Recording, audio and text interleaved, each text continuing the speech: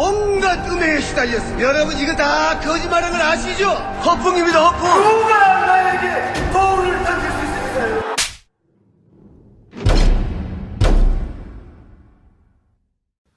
여기 계신 분들은 아마 자세히 알겠지만 되게 어렵게 돼 있잖아요. 다스, BBK 뭐 이런 거 제대로 알려면 한 3시간은 집중해서 써야 되잖아요. 근데 대체 BBK는 뭐고 옵셔널 벤처스는 또 뭐고 다스는 누구 거길래 다들 그 얘기를 하고 있는 건지 자세히 알고 싶게 하지만 바쁘고 여유 없는 분들 안녕하세요. 나는 다스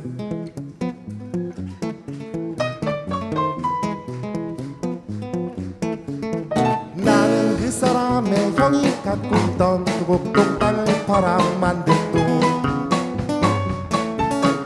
나는 그 사람의 형이 설립한 다스라는 회사가 되네 BBK라는 회사로 가네 옵셔널 벤처스로 가네 옵셔널 벤처스 그곳은 달콤해 보이지만 사기꾼들이 준비한 함정 한 번만 더 묶어보겠다고 한 번 더 일어서 보겠다고 옵셔널 벤처스에 투자한 많은 사람들이 그렇듯이 인생을 빼앗겨버린 채로 울었네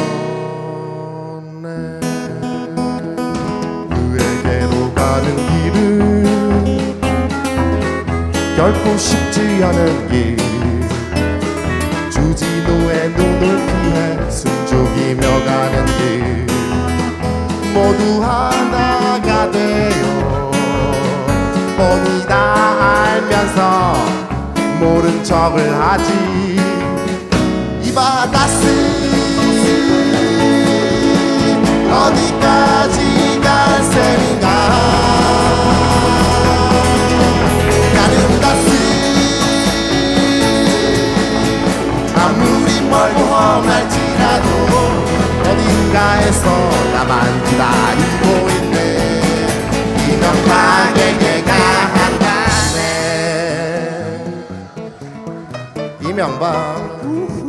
이명박에게가 한다네 이명박 돈의 신에게가 한다네 이명박 그가 감옥에 들어가요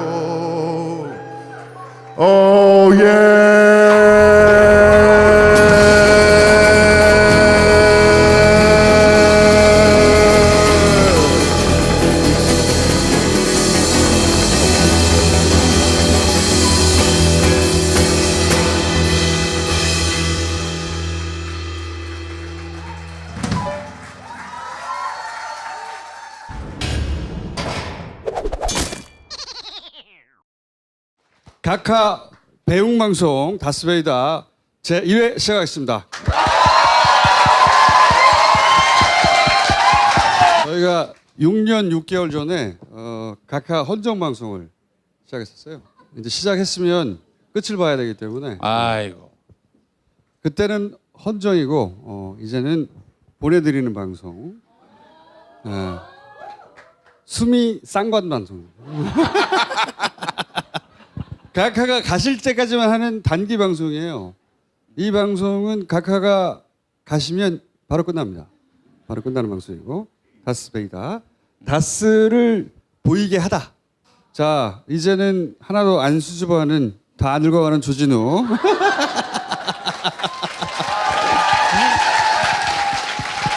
인사해. 안녕하십니까. 오랜만이다. 정통 시사 주간제 시사인 주진우입니다. 네. 그리고 이번에는 역할이 궁금돼지예요. 궁금돼지. 궁금돼지가 뭔지는 나중에 알게 될 거고. 김용민. 반갑습니다. 고맙습니다. 네. 매일 아침 6시 20분 103.5 부산에서는 105.7 김용민의 뉴스 브리핑으로 인사드리고 있습니다. 예전 추억을 되새기는 의미에서 각하 축하 메시지를 용민이가 편집을 했어요. 일단 이거 옛날에 하던 방식이죠. 요거 하나 들어보고 예. 안녕하십니까. 여러분의 명박이가 졸라 걱정이 많습니다. 다스라는 회사의 실제 주인은 난데 많은 사람들이 모르고 있습니다. 솔직히 말씀을 드리면 다스라는 회사는 이상은 회장님과 김재정 사장 두 분의 소유가 아니기 때문에 자기 회사가 아니고 그런 애정을 가질 수 있겠느냐 의문을 제기하기도 했습니다. 국민 여러분, 명박이가 다스라는 회사를 가지면 그 사람들 이름을 가지 왜 저 이름을 가집니까? 그렇게 저는 어리석지는 않습니다. 저는 무소유가 좋아서 무소유를 몸소 묵묵히 실천하고 있습니다. 검찰이 완벽한 기록이 있기 때문에 이것이 확실히 나와 있습니다. 다스라는 회사를 명박이가 소유하고 있다는 것을 하늘이 두 쪽 나도 검찰이 즉각 다 공개하기를 강력히 요구합니다. 졸라 감사합니다. 굉장히 추억 돋지 않습니까? 네. 김영민 천재? 부인이 오셨나? 아유, 제 부인은 아직도 인정 안 해요. 예. 저를. 예. 그래서 내가 이혼하라고 그랬잖아. 이혼하라고 얘기하고 그 뒤로 하나 더 낳았습니다. 예. 자, 참. 참고로 이 다스베이다는 파티에서 서비스를 하기로 했어요. 파티. 예. 앞으로 여러 방송 실험을 저희가 하기로 했는데 그게 적합한 서비스를 제공하기로 해서 파티. 어디서 방송을 보느냐? 예. 그건 알아서들 찾아보세요. 자, 몇 가지 설명을 드리겠는데 앞으로 이제 어떻게 우리가 이 방송을 좀 다르게 할 거냐면 각하 맞춤형 포맷으로 우리가 각하 사건들이 워낙 복잡하잖아요. 이 박근혜와 결정적 차이인데 굉장히 복잡합니다 사건이. 그리고 과정이 아주 꼼꼼하고 그 과정 전체가 합법의 탈을 쓰고 있어요. 오늘 첫 번째는 몸풀기로 주진우가 이제 추적 중인 각하 비자금 이야기로 시작하겠습니다. 그리고 한 번도 공개되지 않은 다스 내부 고발자들의 목소리 육성으로 공개를 할 것이고 주진우가 각하 비자금을 추적한 건 진짜 오래됐어요. 예. 굉장히 사랑하기 때문에 기억하시는지 모르겠는데 2012년에 저랑 주진우가 경찰 소환된 적이 있어요. 소환을 많이 됐지 참. 예. 근데 처음 소환될 때 그때 그 직전 싱가포르 가고 뭐 그런 적도 있거든요. 그럴 때마다 다 사실은 비자금 찾아 다녔는데 지금은 진도가 엄청 나왔어요. 미국에 있는 각하 비자금의 계좌를 일부 찾았어요. 계좌를 구체적으로. 자, 설명 좀 해줘. 이쪽을 보시면 됩니다. 이쪽. 예.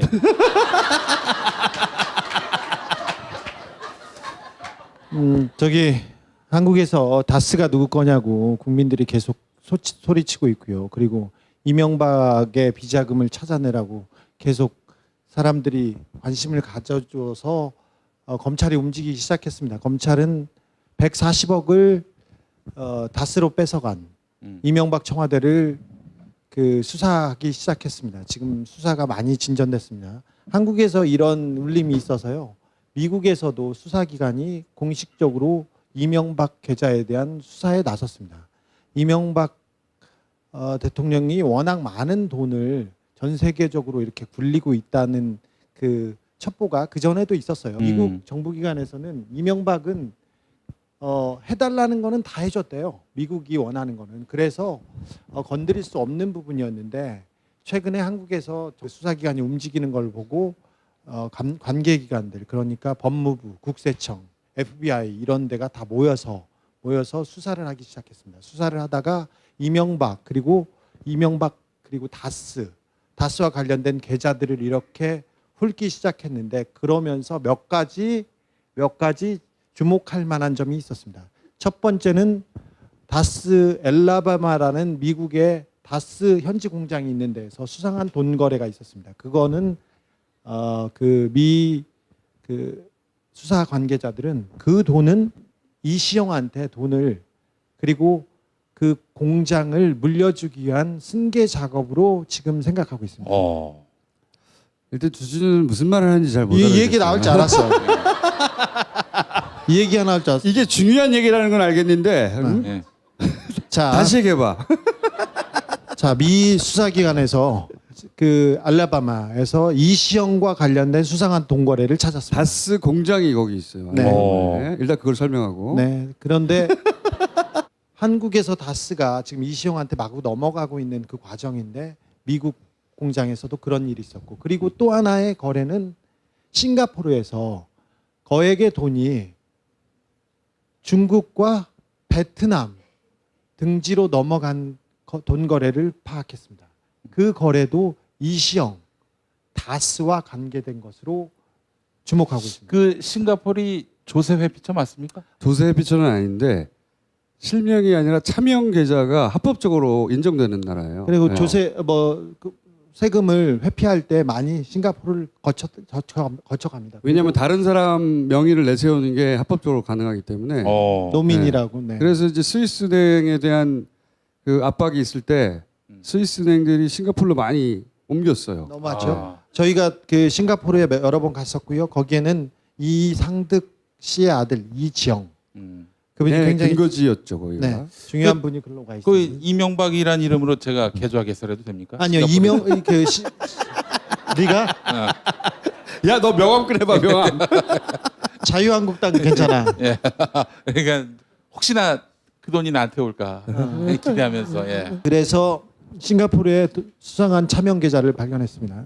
이것도 이명박 대통령과 관계 있는 걸로 알고요. 그리고 지금 계좌는 핀센이라고 미국에서 돈 세탁이나 불법적인 돈 거래를 감시하는 국가 기관입니다. 여기 보니까 홍석현이라는 이름도 보이고 네. 여기에 이게 안 이태원동도 보이네. 보이네. 홍석현 회장은 홍석현. 여러분들이 잘 아시는 중앙일보의 전 회장이고요. JTBC를 만드신 생년월일이 일치하고요. 주소와 전화번호가 다 일치합니다.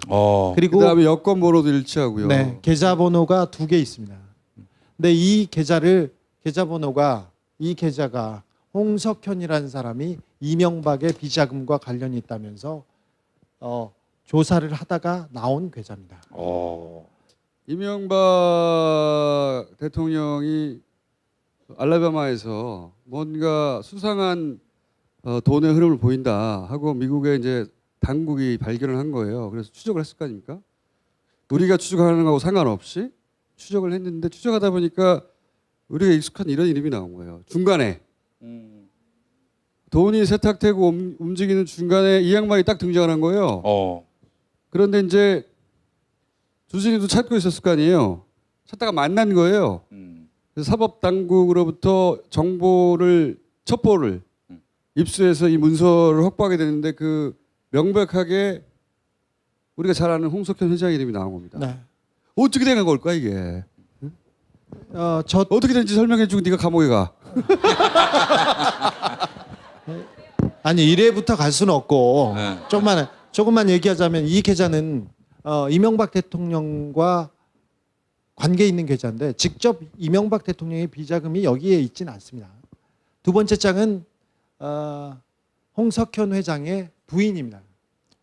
신상 명세와 내용도 다 맞습니다. 그리고 근데 외국에서는 결혼을 하면 남편 성을 따르니까 홍을 앞에다 대렸고 뒷부분은 부인의 이름이 맞습니다. 네. 누구야? 홍라이로 생각했네. 네. 부인을.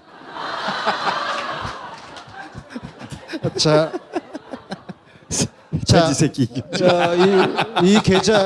이 계좌를 꺼내면서 그 미국의 수사 당국자가 이 얘기를 했습니다. 한국의 가장 큰 비리는 이명박과 삼성 간의 비리였다. 이 큰 거래가 밝혀지면 우리나라의 구조가 흔들릴 거여서 잘 되지 않을 것이다. 하지만 한국의 가장 큰 비리는 삼성과 이명박과의 딜이라고 본다. 이렇게 얘기했습니다. 그건 우리 얘기가 아니라 그 수사 당국 이 조사를 하는 미국의 네. 수사 기관에서 나온 사람이 한 얘기예요. 영어로. 네. 근데 저 부분이 홍석현 회장은 그러니까 삼성과 이명박 간에 그 중간에서 어떤 매개자, 메신저 역할을 했으리라고 보고 있면서 그 역할은 정확하게는 모르죠. 모르겠는데 하여튼 홍 회장이 이 돈을 가져가거나 홍 회장이 이명박 비자금의 어떤 무슨 주요한 역할이거나 그렇게 보이지는 않아요. 네. 그런데 중간에 홍 회장이 등장한다는 겁니다. 네. 근데 홍 회장 측에서는 뭐라고 그래요? 여기 대해서 모른다 그러지 본인은. 제가 저기 처음에 이제 취재를 해와서 홍석현 회장한테 보자. 네 돈을 찾았다 이러면서 보자고 했는데 아, 홍 회장한테 직접 뭐 비서한테 했죠. 비서. 비서는 공식적으로는 우리는 해외에 계좌가 없다. 그래서 말씀해 주실 수 없다. 그래서 제가 찾았는데요. 제가 봤는데요. 그랬죠. 그랬더니 밝힐 수 없다. 이명박 대통령과의 거래가 있는 것으로 아는데 그거에 대해서도 그건 모른다. 이렇게 얘기를 했는데 기사가 안 나갈 줄 알았나 봐요. 중앙일보나 저 홍석현 회장은 뭐 자기는 굉장히 숨어있는 살아있는 권력자라고 생각해서 지금껏 자기에 대한 비리나 문제점에 대해서 제대로 쓴 보도를 못 봤잖아. 우리만큼 잡놈도 못 봤고. 그래서 네가 감옥 가. 그렇죠. 나 아침 방송해야 돼 이제. 자, 난 몰라 이거 다. 그런데 기사가 나가자마자 이제 저 홍석현 회장 쪽에서 사람을 보내와서 두 가지 얘기했습니다. 두 가지 얘기했는데 하나는 홍석현 회장은 다스와 전혀 관련이 없다면서 10분 정도 설명하셨어요. 길게. 그러니까 해외 계좌가 있다는 건 인정했습니까? 아니요. 다스에 대해서 다스와 전혀 관련이 없다고 얘기해서 저도 끝에 이렇게 저도 그렇게 생각합니다. 이명박과 관련이 있습니다. 이렇게. 홍석현은 다스와 관련이 없다고 생각합니다. 이명박과 관련이 있습니다. 그래서 1번은 정리가 됐습니다. 그래서 나는 그런 얘기 들은 적이 없고. 설명을 해줘야지. 난 아침 방송 나가야 돼 이제. 두 번째로는 그 해외에 있었던 계좌에 대해서는 인정했습니다. 계좌의 존재를 인정했다. 계좌의 존재 왜냐하면 우리가 계좌번호를 가지고 있거든요. 네. 계좌번호를 이제 가지고 있어요. 예전에는 추정합니다. 라고 했는데 이번에는 계좌번호를 들고 있어요. 아니 거짓말한 거네 그럼? 아니요. 그래서 그 계좌가 있었다 그러면서 옛날에 쓰던 계좌를 썼고 지금은 폐쇄된 상태다. 그리고 이 계좌 말고 다른 해외 계좌는 전혀 없다. 자기가 모든 것을 걸고 얘기할 수 있다. 이렇게 얘기해서 제가 한마디 했습니다. 또 있습니다. 조금 여기서 더 나가면 진짜 위험해. 나는 몰라. 나는 아침 방송 열심히 할 거야 이제. 네. 그 뒤에 자, 여기까지만 할게요 일단. 네, 여기까지. 왜냐하면 사실 이거 굉장히 거대한 권력 양쪽을 다 건드린 이야기거든요. 저희도 홍 회장의 과거 계좌든 휴면 계좌든 혹은 이제 문을 닫은 계좌든 그걸 중간에 찾을 줄을 몰랐어요. 나왔는데 어떻게 해, 씨발. 나와서 주진이가 나왔다 그러길래 난 모른다 그랬지. 걔가 나왔어요. 각하의 돈을 막 찾아가다 보니 중간에 나왔다고 하나가. 그리고 그게 설마 아닐 거라고 생각했는데 맞아 다 신상 정보가. 그리고 구체적 계좌가 있어 번호가. 있는 걸 어떻게 없다고 그래. 파묻을 수도 없고 할 수 없지 뭐 까자. 이 계좌가 끝이 아니라 중간 계좌인 것 같고요. 이게 홍 회장이 이용하라고 준 건지 홍 회장도 모르는 사이 삼성이 이명박과의 딜에서 이 계좌를 이용한 건지 홍 회장이 주도적으로 참여한 건지 그건 몰라요. 우리가 아는 사실은 나왔다는 거예요. 네. 나왔고 이게 끝이 아니다. 앞으로 더 찾아가고 갈 곳이 많다. 네. 여기 갈 곳이. 법률적인 문제가 있어서 이 지금 보이는 그 이 서류는 제가 그 핀센 자료를 보고 지금 재구성한 겁니다. 근데 더 정확한 내용이 있고요. 요거 말고 많습니다. 요거 말고 많습니다. 근데 지금 내가 좀 이해가 안 되는 건 뭐냐면은 MB의 계좌를 찾다가 이 홍석현의 계좌를 발견했다는 거 아니에요? 네. 돈이 왜 이렇게 흘러 갔을 거 아니야. 자, 그러면 그 MB 쿠션 돈이 받고 막 이쪽으로 이렇게. 갔다? 자, 돈이? 이명박의 수상한 돈 거래가 있어서 이명박의 돈을 찾겠다고 미국에서 공식적으로 수사에 나섰습니다. 그래서 유관기관이 다 모여서 영장을 받아서 여기저기 터는데 이명박과 관련된 계좌로 나온 계좌 중에 하나입니다. 이게. 그러니까 중간에 나왔다 이거 나왔는데 어떻게 씨발 나왔다니까. 그래서 여러 계좌가 있는데 제가 그 수사 관계자하고 수사 당국한테 조르고 고문해가지고 하나 뺏어온 겁니다. 그러면 홍석현 말고 또 유명인도 있습니까? 네. 너 좀 기다려봐. 아이, 1회잖아. 야, 네, 이래. 각하보다 먼저 잡혀갈 수는 없잖아. 야, 그리고 너도 아침 방송 하지 않냐? 나는 물어봤을 뿐입니다. 요건 여기까지 하고요. 앞으로 이제 점점 더 많은 정보를 유명인이 있다는 얘기군요, 한마디로. 알려드릴 생각이고, 자, 두 번째는 아니 앞으로 나올 거예요. 두 번째는 왜 다스의 내부자들의 이야기가 듣고 싶잖아요. JTBC에서 잠깐 짧게 나온 이야기가 있었죠. 근데 이제 사실은 이미 여러 명의 증인들을 다 확보한 다음에 그 뉴스공장에서 석 달 전부터 다스 이야기를 했을 때 이미 다 확보된 상태였어요. 네. 이미 진작에 이제 언제 공개하느냐만 남아있던 상태인데 이제 차례로 공개할 텐데 오늘 이제 그 중에 한 분, 이분이 증인 몇 번이지? 증인 3. 증인 3. 지금 5번까지 대기 중입니다. 공개하고 싶진 않았어요. 이분이 그 이명박 대통령하고 친인척이고 아직도 그 아, 주변- 친인척이에요? 네. 네. 오. 친척이고 그래서 저희들이 공개를 하면 생활이나 뭐 조금 곤란한 점이 많을 것 같아서 선배님 이렇게 묻어주고 계속 밀어주고 싶었는데 이분이 어디에 잠깐 공개됐어요. 그래서 이 부분만 일단 시작하겠습니다. 네. 그 내부자였던 분으로부터 몇 마디 네. 저희가 중요한 이야기 네. 녹취해 놓은 것 중에 오늘 첫 번째로 몇 가지 들려드리겠습니다. 그럼 BBK 재판을 지켜보셨잖아요. BBK 재판을 MB가 직접 신경 썼습니까? 신경을 썼었죠. 그 다스와 이명박 관련이 없다. 예. 공증을 제가 받아가지고 MB 사인을 제가 한번 받으러 간 적이 있어요. 네. 그때 MB가 하는 말이 그거였어요. 이거 사인하면 돈 받을 수 있는 거야? 이렇게 얘기를 했거든요. 예, 예. 근데 그렇다고 보면 이제 MB가 관련이 있다고 볼 수 있는 거죠. 이후에 2001년에 입사해서 2008년까지 계셨는데 이분은 다스의 격리팀장을 지내셨고요. 그리고 미국 다스에서도 격리팀장으로 있었어요.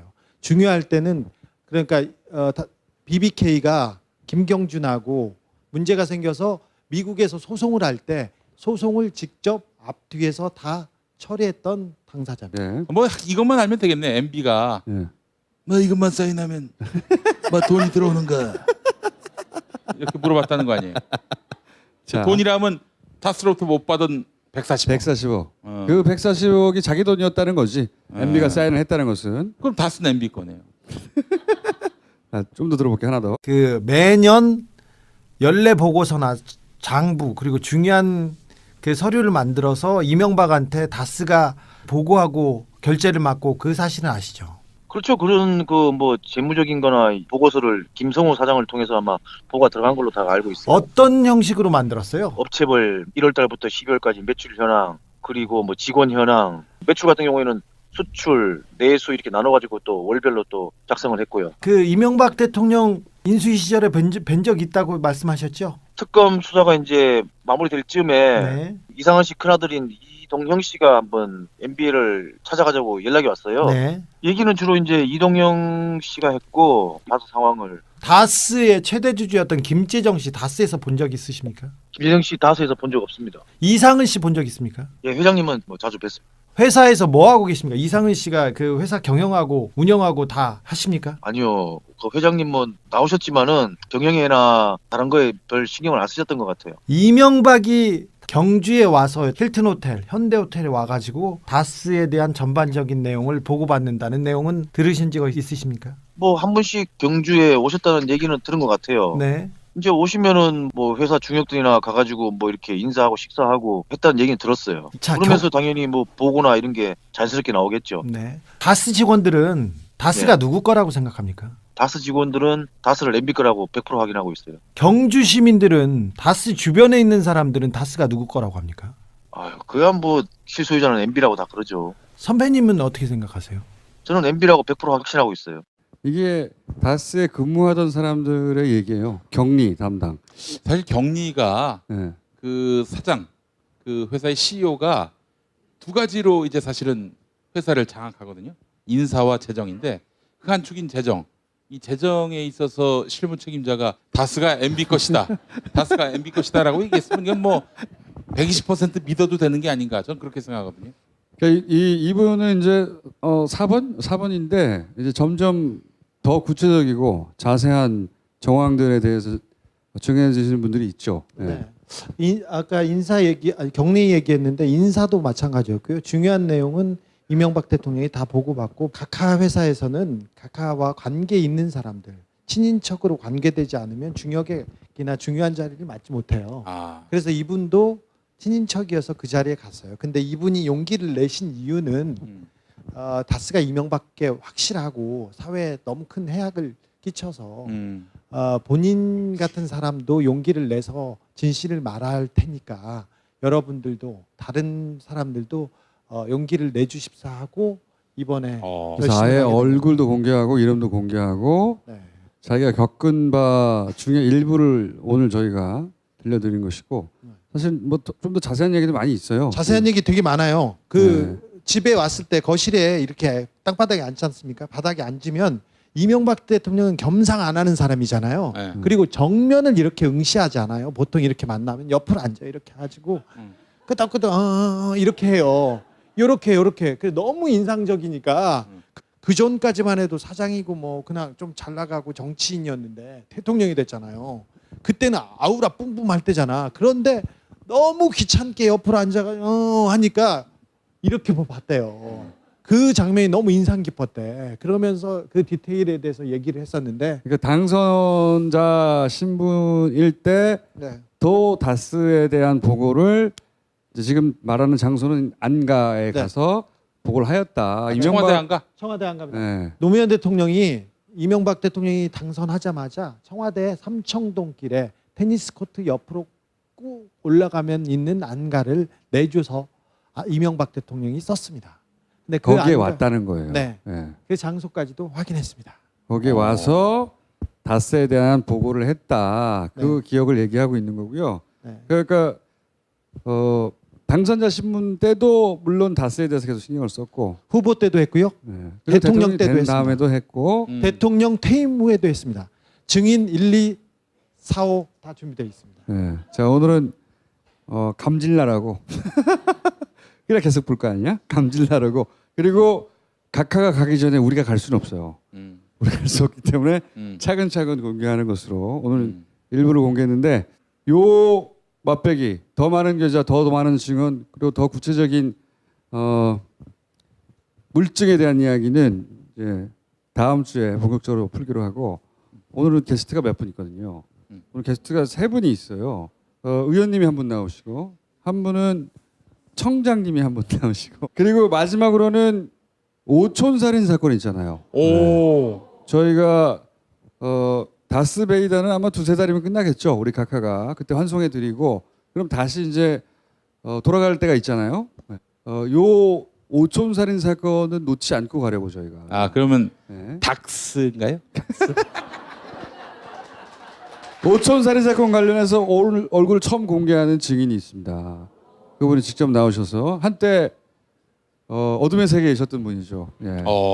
나오셔가지고 예, 그때 당시 정황에 대해서 처음으로 유경재단 폭력 사태에 직접 관여했던 분의 육성으로 그때 무슨 일이 있었는지 얘기를 들으실 예정이고요.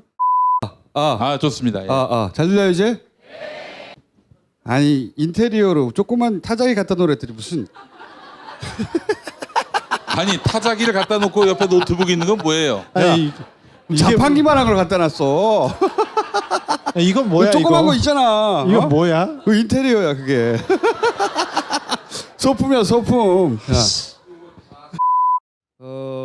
저희가 저수지 게임이라고 그거 아십니까? 주진우가 몇 년간 추구하고 제가 또 영화로도 만들고 이거 졸라 이상하다고 막 떠들어댔는데 아무도 이걸 안 받아줬어요. 아무도 안 받아줬는데 유일하게 이 외침에 응답한 국회의원이 한 분 계십니다. 네, 유일하게 그래? 이상한데 한번 파볼까? 김현견 의원님을 소개. 아이고.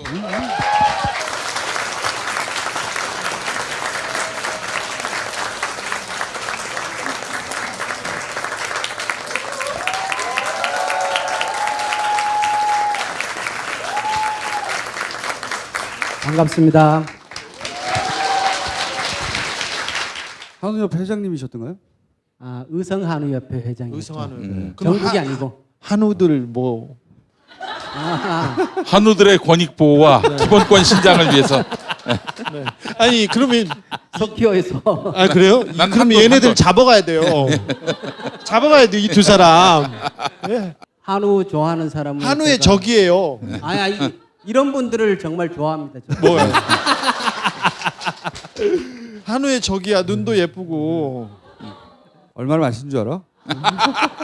자, 아마도 농협 돈이 사라졌다는 얘기에 이건 내가 나서야 된다 생각하시겠다고. 아, 그러신 거였어요. 저는 사실 그죠? 왜 김현권 의원님이 이 농업 분야의 전문가가 이 문제에 그 금융 깊숙하게- 비리를 추적하고 있는 거야 권력형. 그러니까 그래서 혹시 저수지 때문인가 보다. 농촌에 저수지가 있잖아요. 예. 아 진짜 저수인 줄 알고. 네, 저수지인 줄 알고. 예. 저수지 문제의 그 심각성을 인식하시고 이렇게 한 게 아닌가. 야, 씨발. 저렴한 개그인데 웃기다. 자, 의원님이 왜 여기에 관심을 가졌는지 설명을 좀 해주십시오. 너무- 지금부터. 너무 과묵하세요. 여기 앉아서 하는 예, 겁니까? 예. 일단은 앉아서 하시고요. 예. 좀 이따가 흥분 되시면 이제 이거 올리고 칠판으로 제가 서서 할게요. 서서. 처음부터 예. 흥분되시면은 PPT도 좀 하지만 칠판을 사용하게 됩니다. 테드 강연. 전 세계 최초로 범죄를 테드 강연으로 잡는 거예요. 박수 부탁드립니다.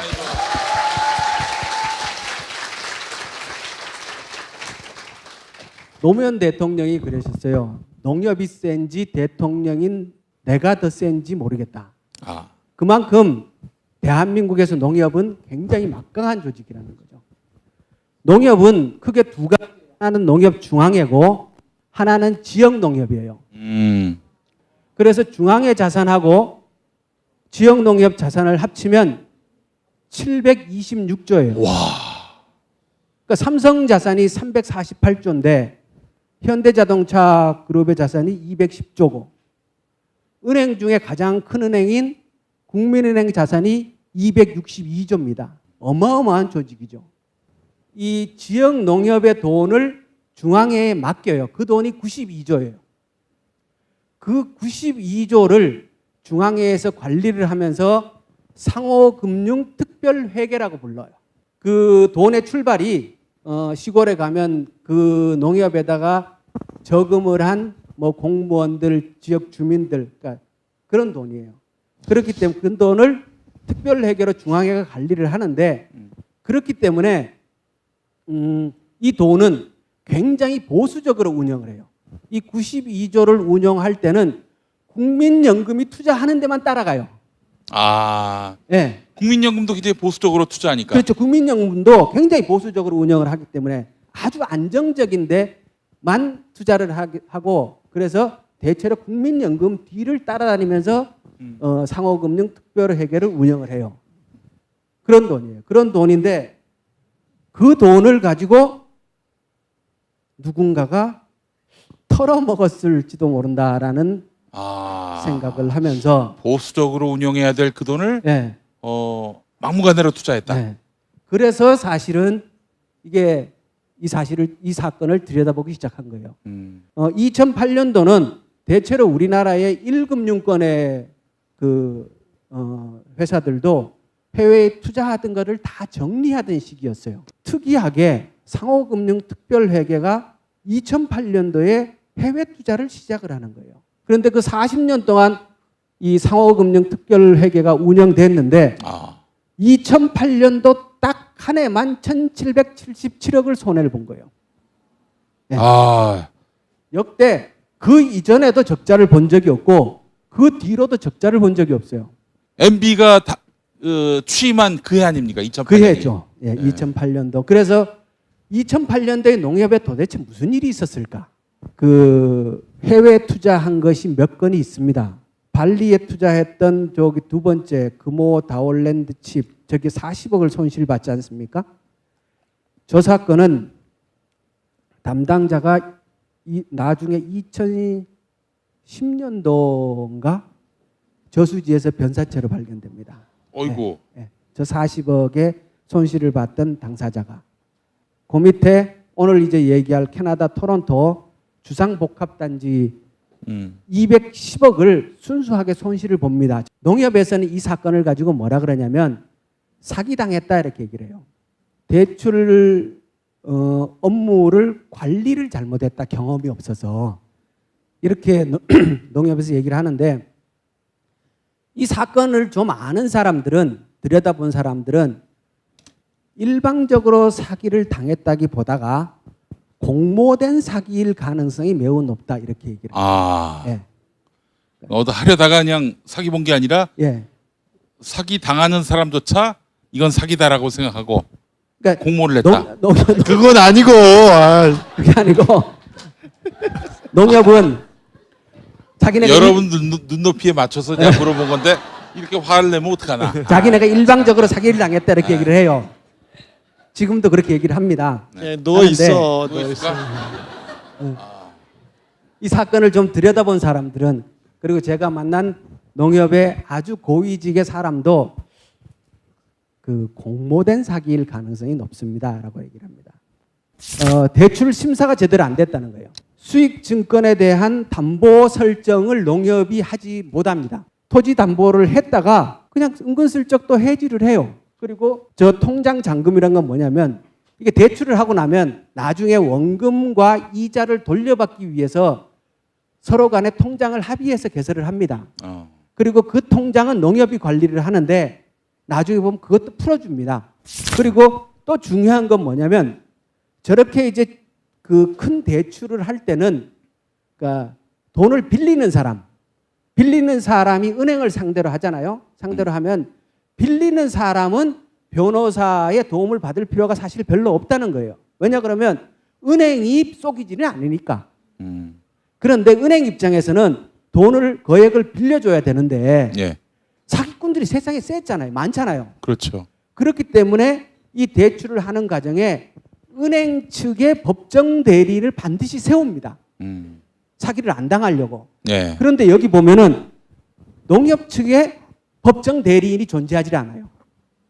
오히려 돈을 빌려가는 사람의 법정 대리인과 상담하고 그 사람과 의논해서 일을 합니다. 아니, 농협에 법인 변호사들이 있지 않습니까? 있겠죠. 당연히 있죠. 근데 이 사건과는 이 완전히 사건에서는 농협 측의 법정 대리인은 등장하지 않습니다. 네. 그러니까 아주 특이한, 그러니까 굉장히 여러 군데의 그 안전장치가 한꺼번에 동시에 다 무력화된다는 거죠. 국내 법인은 그 대출 심사를 하기 하루 전에 법인이 설립됩니다. 2008년도 8월 27일 날 설립일이고, 그 심사를 해갖고 의결하는 날짜가 8월 28일입니다. 네. 그러니까 하루 차이고. 만든 지 하루 만에 네, 대출이 됐다고. 9월 9일 날 대출을 해줬어요. 네. 밑에 있는 회사는 캐나다 현지 법인 회사인데 총 그동안의 매출액이 23억에 불과한 그런 회사인데, 그 현지 법인의 대표도 그렇고 국내 법인의 대표도 그렇고 이러한 그 개발 투자를 해본 일이 없는 사람들이에요. 청년 실업자들이었어요. 예, 예. 바지에서 바지. 네. 예. 영화를 보시면 나오잖아요. 바지라는 게 완전히. 대출은 그렇게 부실하게 했고, 그 수익증권에 대해서 권리를 그 현지 법인의 대표와 부인 이름으로 되도록 놔둡니다. 그걸 몰라요, 나중에. 작정을 했구나. 네. 완전히. 그러니까 그래서- 돈을 빌려줬잖아요. 네. 그러면 돈을 받을 사람이 농협이어야 되는데 돈을 빌려간 사람한테 그 돈을 받게 해줬다고요. 이해가세요?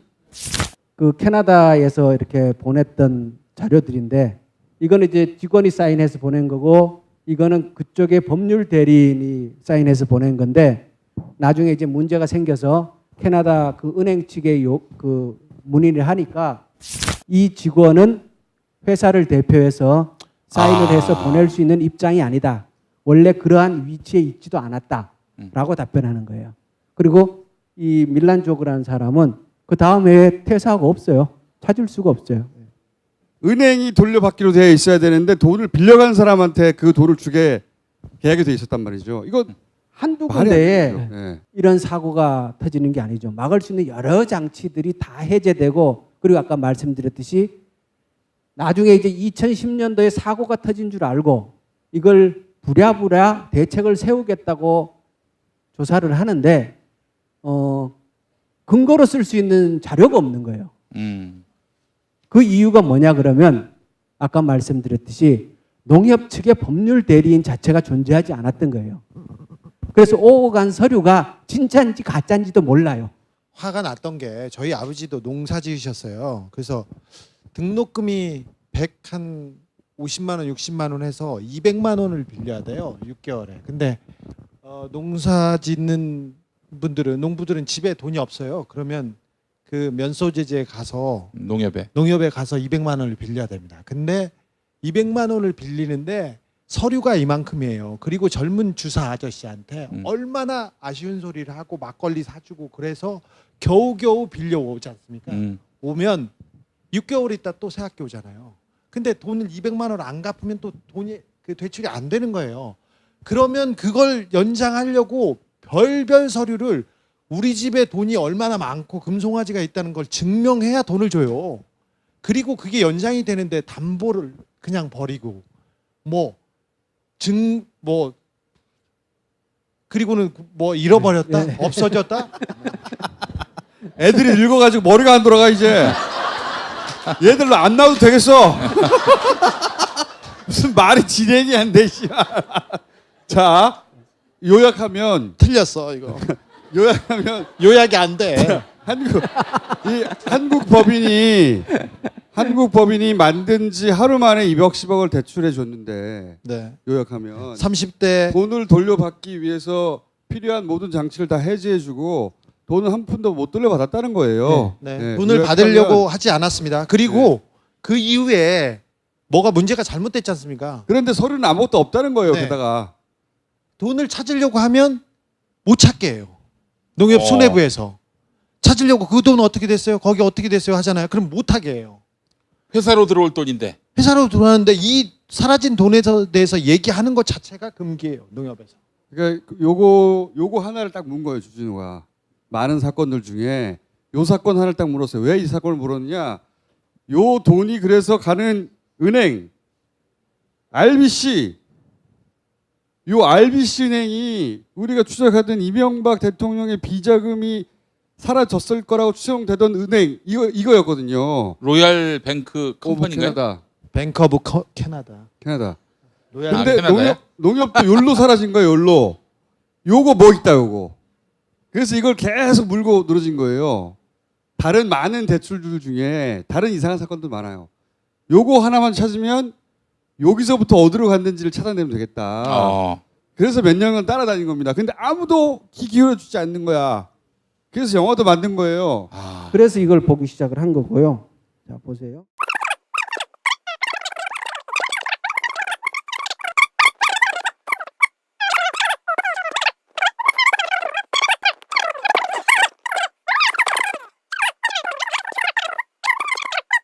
(210억을) 순수하게 손실봤다. 의원님이 처음으로 응답을 하셨는데 너무 길게 응답을 하시네. 의원님 혼자 1시간 쓰셨어요 벌써. 아직 중간도 안 갔는데. 자, 이제 그래서 다 날렸다. 다 날렸다. 다 날렸어요. 끝난 거죠. 뭐. 자, 그리고요. 그런 겁니다. 그래서 요거 아니야.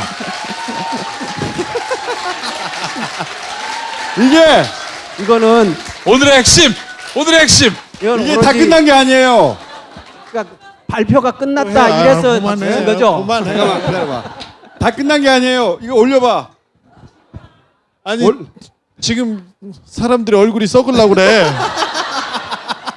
다 끝난 게 아니야. 이제 칠판에서 이제 본격적으로 설명하시려고 그러고. 아니 이거 농협 수능 보는 것도 아니고 이게 뭐야? 농협 입사 시험도 보겠어. 그거 한번 바꿔봐 빨리. 그 중에 한 부분만 좀 자세히 설명해 주시고 했더니 모든 부분을 자세히 설명한 다음에 이거 가지고 설명하시려고 그런 거잖아요.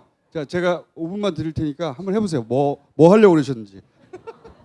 시간제. 설명 다 했는데요.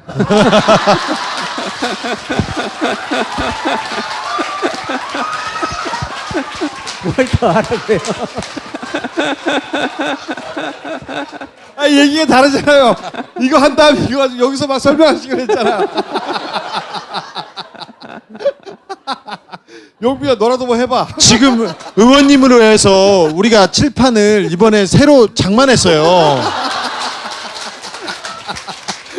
내가 자세히 설명하겠다. 이렇게 띄워놓고 하시기로 했는데 예.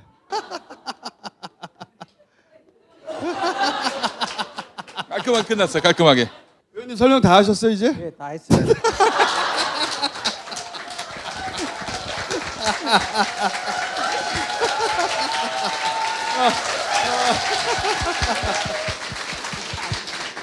아, 고생하셨어요. 자, 저희 이 사건에 관심을 가진 이유는 간단하게 얘기하면 의원님이 설명 지워지질 않아. 왜 안 지어줘? 야 다음 강연 해야 되는데 안 지어줘. 큰일 났다 저거. 원래 안 지워지는 거야 이거? 일회용 칠판이야? 의원님 칠판 값 주세요. 아니 칠판 그럼 지우개는 왜 있는 거야? 이 사건은 그러니까 대출해주면 안 되는 사람한테 대출해주면 안 되는 돈을 회사가 만드는 지 하루 만에 210억을 빌려줘 놓고 받을 수 있는 장치들은 다 풀어주고 실제로 그 돈의 수혜자는 애초에 돈을 빌려간 사람한테 해준 다음에 서류는 다 가짜고 그 서류를 만들어준 다음 사라졌고 그런데 그런 돈이 다 흘러간 은행이 이명박 비저감이 흘러간 혹은 자원외교가 돈이 흘러간 은행하고 똑같더라. 아. 그러니까 이 돈을 추적하면 각하의 비자금이 나올 거라고 몇 년째 외치다가 아무도 안 들어서 영화도 만들고 그리고 나서 처음으로 국회의원이 여기 응답을 아주 길게 한 거예요. 긴 응답 받으셨어요. 네. 저의 기도는 다스는 누구 겁니까를 묻고 있기도 하지만 이 돈을 찾아가면 더 엄청난 저수지가 나올 수 있다. 그래서 계속 찾아야 된다. 계속. 예. 서로 각하가 가시더라도 이건 계속 찾아야 된다. 그런 의미로 이 사건은 굉장히 중요한 사건입니다. 네. 게다가 아직도 끝나지 않았어요. 설명해줘. 농협에서 그 돈을 대출해준 사람이 있을 거 아니에요. 네. 그 사람이 요즘 뭐 하냐. 이게 농협 건너편에 농협 본사 건너편에 바로 있는 땅입니다. 그러니까 길만 건너면 이 서대문 사거리예요. 지금 걸어가면 5분 거리인데 건너편에 적십자병원 앞에 있는 땅인데요. 저기 26,000평이고 6,000평인데 지금 터파기를 다 하고 지하 7층 27층짜리 건물을 짓고 있습니다. 이 건물을 짓는데 이 시공사는 효성이라는 MB 사돈기업. 시행사는 누굽니까? 26,000평 안 돼 보이는데요? 26,000평. 자, 의원님이 안 되신다잖아. 아닌 걸로 해. 야 26,000평이 조금 안 된답니다. 조금 안 된답니다. 근데 이 26,000 제곱미터 아니에요? 그렇다. 예, 예.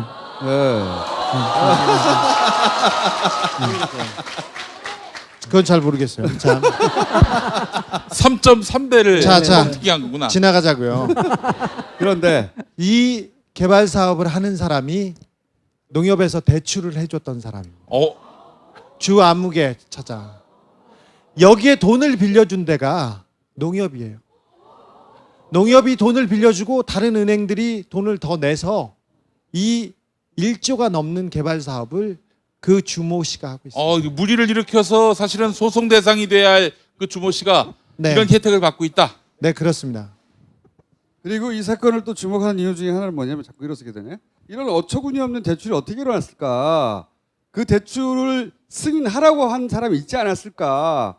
그렇죠? 이거 대출 안 됩니다 할 때 그 사람이 각하와 매우 가깝다는 거는 한둘 셋 넷 이 안쪽으로 들어온다는 얘기죠. 예. 3촌 4촌 할 때 네. 안쪽에 들어오는 사람이 대출을 하는 당일날 그 은행에 와서 이 관련 이야기를 하고 갔다. 이런 제보가 있었기 때문에 의심하는 게 하나 있고요. 더더욱 의심하는 거죠. 이상득 아들 아닌가?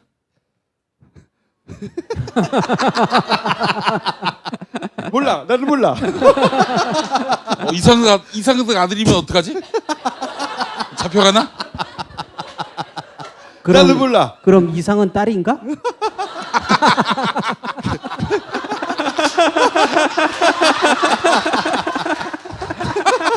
의원님 나이스. 그리고 또 하나는 당시 농협이 이명박 대통령이 당선되자마자 이명박 대통령의 측근으로 싹 그 뭐랄까 측근에서 장악됐거든요. 네. 천년회라고. 그러면서 그 해에 엄청난 이런 날려먹는 투자들이 막 일어났거든요. 그래서 여러 가지로 대단히 의심스럽다. 이 돈은 어딘가 흘러가서 각하 돈이 모이는 곳에 고여 있을 것이다. 초기의 프로토타입이다 이게 핵먹는 이라고 저희는 생각하고 여전히 의심하며 이 사건을 계속 추적하고 각하가 가더라도 또 할 거다 계속. 네. 농협에 아까 말했던 최원병이라고 대통령하고 가장 가까운 사람이 농협 회장을 2번 하셨죠. 네. 연임하셨습니다. 그리고 아까 해외 투자 프로젝트 금융팀이나 상호 금융투자단 여기는 다 이명박 주변에 있는 사람들로 갑자기 급조되고 꾸려졌습니다. 그래서 돈이 많이 들어갔습니다. 그리고 이런 이상한 대출 사건과 이상한 사건 이후에 농협이 해킹돼서 전 산망이 다운되는 사건. 연결되는 사건이라고 이해되지 않아요? 이제 갑자기 북한이 농협을 해킹했다. 농협을 해킹했는데 피해자가 한 명도 없어요. 피해자가 한 명도 없는데 서버가 다 다운되고 그리고 모든 투자 개인 정보들이 다 훼손됐어. 그런데 농협을 거래했던 사람들은 피해자가 자기 계좌는 하나도 건드린 적이 없어요. 이상하잖아요. 그 계좌 정보들이 그때 사라졌거든요. 북한에 의해서. 이것도 의원님이 이제 추적하실 거죠. 농협 사건. 농협 해킹 그게 사건. 그 전산이 그렇게 마비되고 그때 복원이 되는데 한 보름 가까이 걸리거든요. 완전 복원이 되는데 그런 일이 사실상 있을 수 없는 일이죠. 북한의 소행이라고 발표가 됐는데 만약에 북한의 소행이라면 국정원에 조사 보고서가 있지 않겠느냐. 있어야죠 당연히 그죠. 북한의 소행이라고 발표를 해놓고 조사를 안 했으면 국정원이 일을 안 한 거 아닙니까? 예. 국정원에 분명히 조사 보고서가 있지 않겠느냐. 그리고 이건 대형 금융사고인데 금융감독원에서 이것을 조사했을 것이고 조치를 했을 것이다. 안 했다면 또 금융감독원이 직무를 수행하지 않은 거니까 그렇게 추측을 하고 조금씩 접근을 해보려고 하고 있어요. 아유.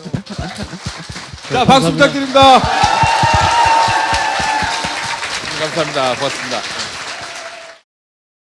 요즘 핫한 서비스인 팟캐스트. 누구나 팟캐스트를 만들고 들을 수 있는 파티를 소개합니다. 그럼 나만의 방송국을 만들어 볼까요? 먼저 파티 앱을 다운받고 방송국 만들기 버튼을 클릭. 이후 개설하기만 누르면 끝. 정말 간단하죠? 이제 멋지게 편집된 방송을 올려볼까요? 각 항목의 정보를 입력한 후 올리기만 누르면 간편하게 완료. 나만의 스튜디오 파티. 지금 만나보세요.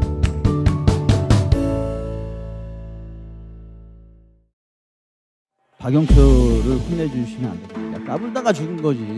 누구겠구나 하는 짐작하는 사람들이 그때 이미 있었다는 거죠. 어떻게 이름을 대요? 듣고 싶지 않아. 네.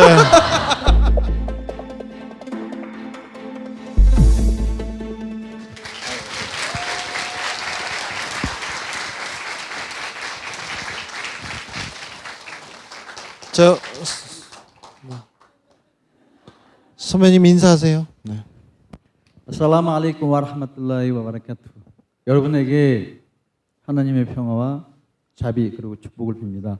저는 한국인 무슬림 무함마드 알리 마성태라고 합니다. 오, 예.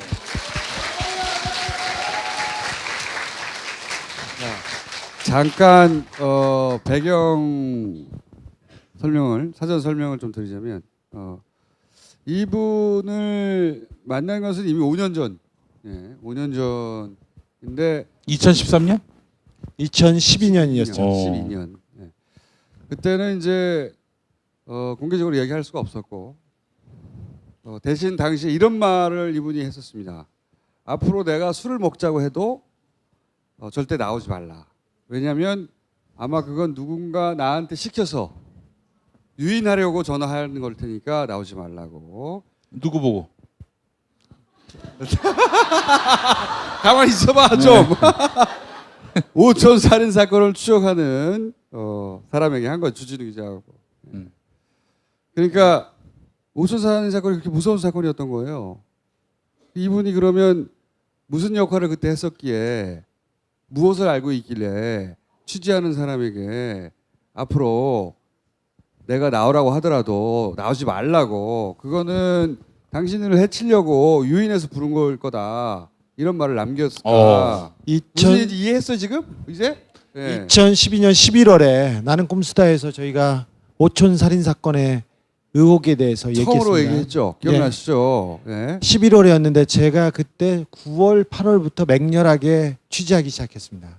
그리고 그쪽에서 살해 위협을 받았는데 그 안에 있던 분 중에 한 분인 마성태 선생님께서 저한테 연락을 해서 당신 그러다 죽는다. 조심해라.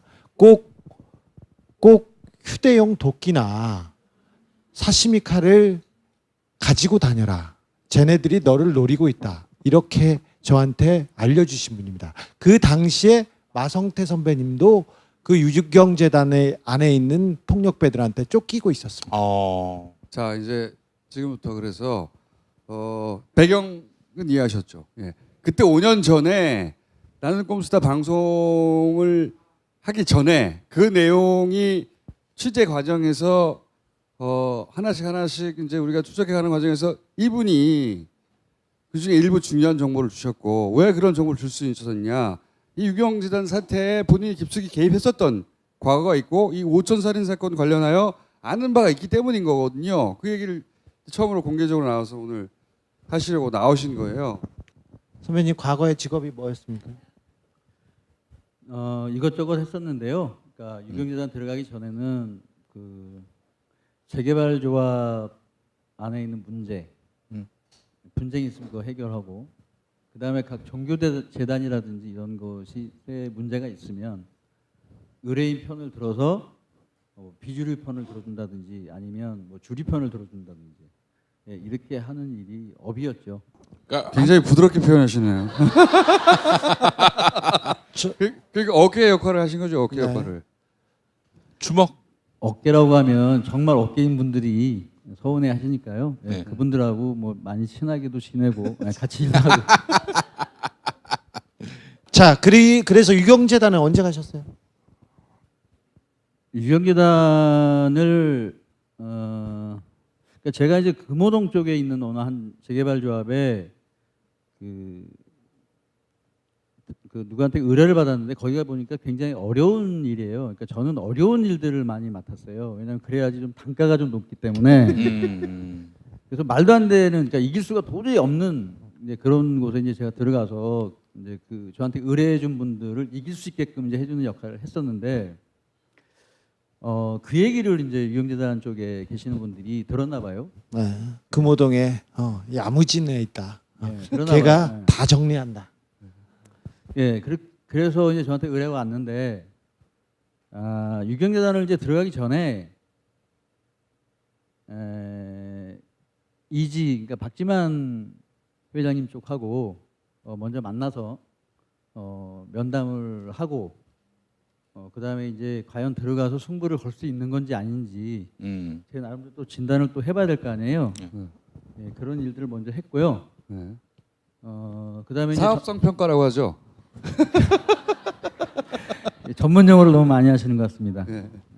사업성 평가를 해보고, 이것은 마진이 좀 남겠다 해가지고, 왜냐하면 해결을 그 전까지는 아무도 못 하고 있었으니까요.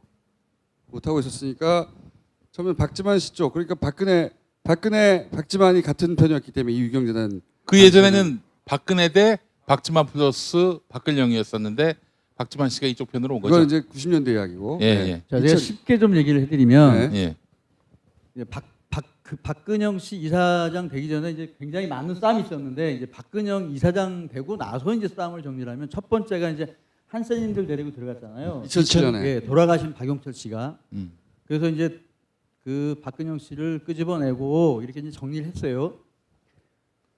근데 박용철 씨를 보낸 쪽에서, 그러니까 박지만 씨 쪽에서 뭔가 긍정적인 결과를 기대를 했었는데 이분이 가서 박근영 씨하고 손을 잡아버린 거예요. 손을 잡은 거예요. 그러니까 이제 2차로 그러면 박영철, 박근혜를 묶어서 다시 쳐라. 그래서 이제 다른 자객을 보냈을 거 아니에요. 다른 팀들을 보냈을 거 아니에요. 그 팀들이 이제 2차로 가서 이제 들어가요. 예, 그래서 분쟁이 좀 있었고 그쪽에서 이제 밀어냈는데 다시 또 자객으로 보낸 사람이 박근영 씨와 박영철 씨하고 또 손을 잡아요. 2009년 일입니다. 예, 그렇게 해서 아주 견고하게 성을 쌓아놓은 거예요. 그러니까 박지만 씨 쪽에서는 도저히 이제 손을 쓸 수가 없는 거죠. 예, 그러다 보니까 이제 저한테까지 이제 의뢰가 온 것이고, 예, 그렇게 됩니다. 자, 선배님이 가서 2009년에 시원하게 정리하셨죠? 시원하게. 전문 용어입니다. 죄송합니다. 예, 그때 시사인의 보도가 났었거든요. 그때가 1월 4일로 기억하는데요. 예, 그때 들어서 한 3개월 정도를 굉장히 큰 공방을 했었어요. 그러니까 거기 굉장히 많은 깡패들도 있었고, 네. 우리 주진우 기자님께서 아시지만 거기 뭐 경비원이라든지 그 직원분들이 보통 분들이 아니세요. 다들 연장들을 들고 다니세요. 연장은 이렇게 못지라는 이런 망치가 아니라 예, 전문 용어로 사용해 주세요. 괜찮습니다. 예. 살상용. 그런 연장들을 다 들고 다녀요. 이분들이. 네. 구체적으로 연장이 어떤 건지 말씀해 주시면. 그러니까 뭐 톱, 뭐 낫, 쇠사슬, 뭐 쇠파이프는 기본이고 네, 뭐 우한마. 이렇게들 다 들고 다니세요. 그래서 누가 직원이고 도대체 누가 깡패인지를 도무지 구분할 수 없는 사람들 수백 명이 있다고 보시면 돼요. 그것을 이제 가서 이제 밀어내고 정리하고 조금 힘들었겠죠. 거기다가 이제 그 저에게 이제 떨어진 오단은 뭐였냐면 좀 가급적이면 조용히. 근데 가급적이면 조용히 그 큰 세력을 어떻게 밀어내죠? 일단은 그 용역업체끼리의 어떤 룰 같은 게 있어요. 용역업체끼리도 룰이 있습니까? 룰이 있어요. 근데 그러니까 건달들 사회에서도 이제 룰이라는 게 있습니다. 네, 건달들의 룰. 네, 룰도 있어요. 룰이 있는데 그러니까 가령 이런 겁니다. 뭐냐면 그 이제 룰 속에서 이제 싸우면 서로 이제 머리 싸움도 하고 이제 이러면서 하면 이제 쉽게 갈 수가 있는데 제가 유경재단을 들어가 보니까 어떤 상황이냐면 제가 축구를 하러 갔어요. 네. 근데 축구 선수들이 나시고 망치고 이런 걸 들고 뛰는 거예요.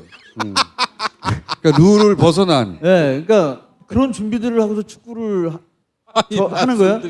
축구를. 유경재단 축구라고 네, 유경 근데 축구. 이제 실질적으로 저도 들어가기 전에 저희들도 그런 준비를 했을 거 아니에요. 네. 근데 심판도 안 말려.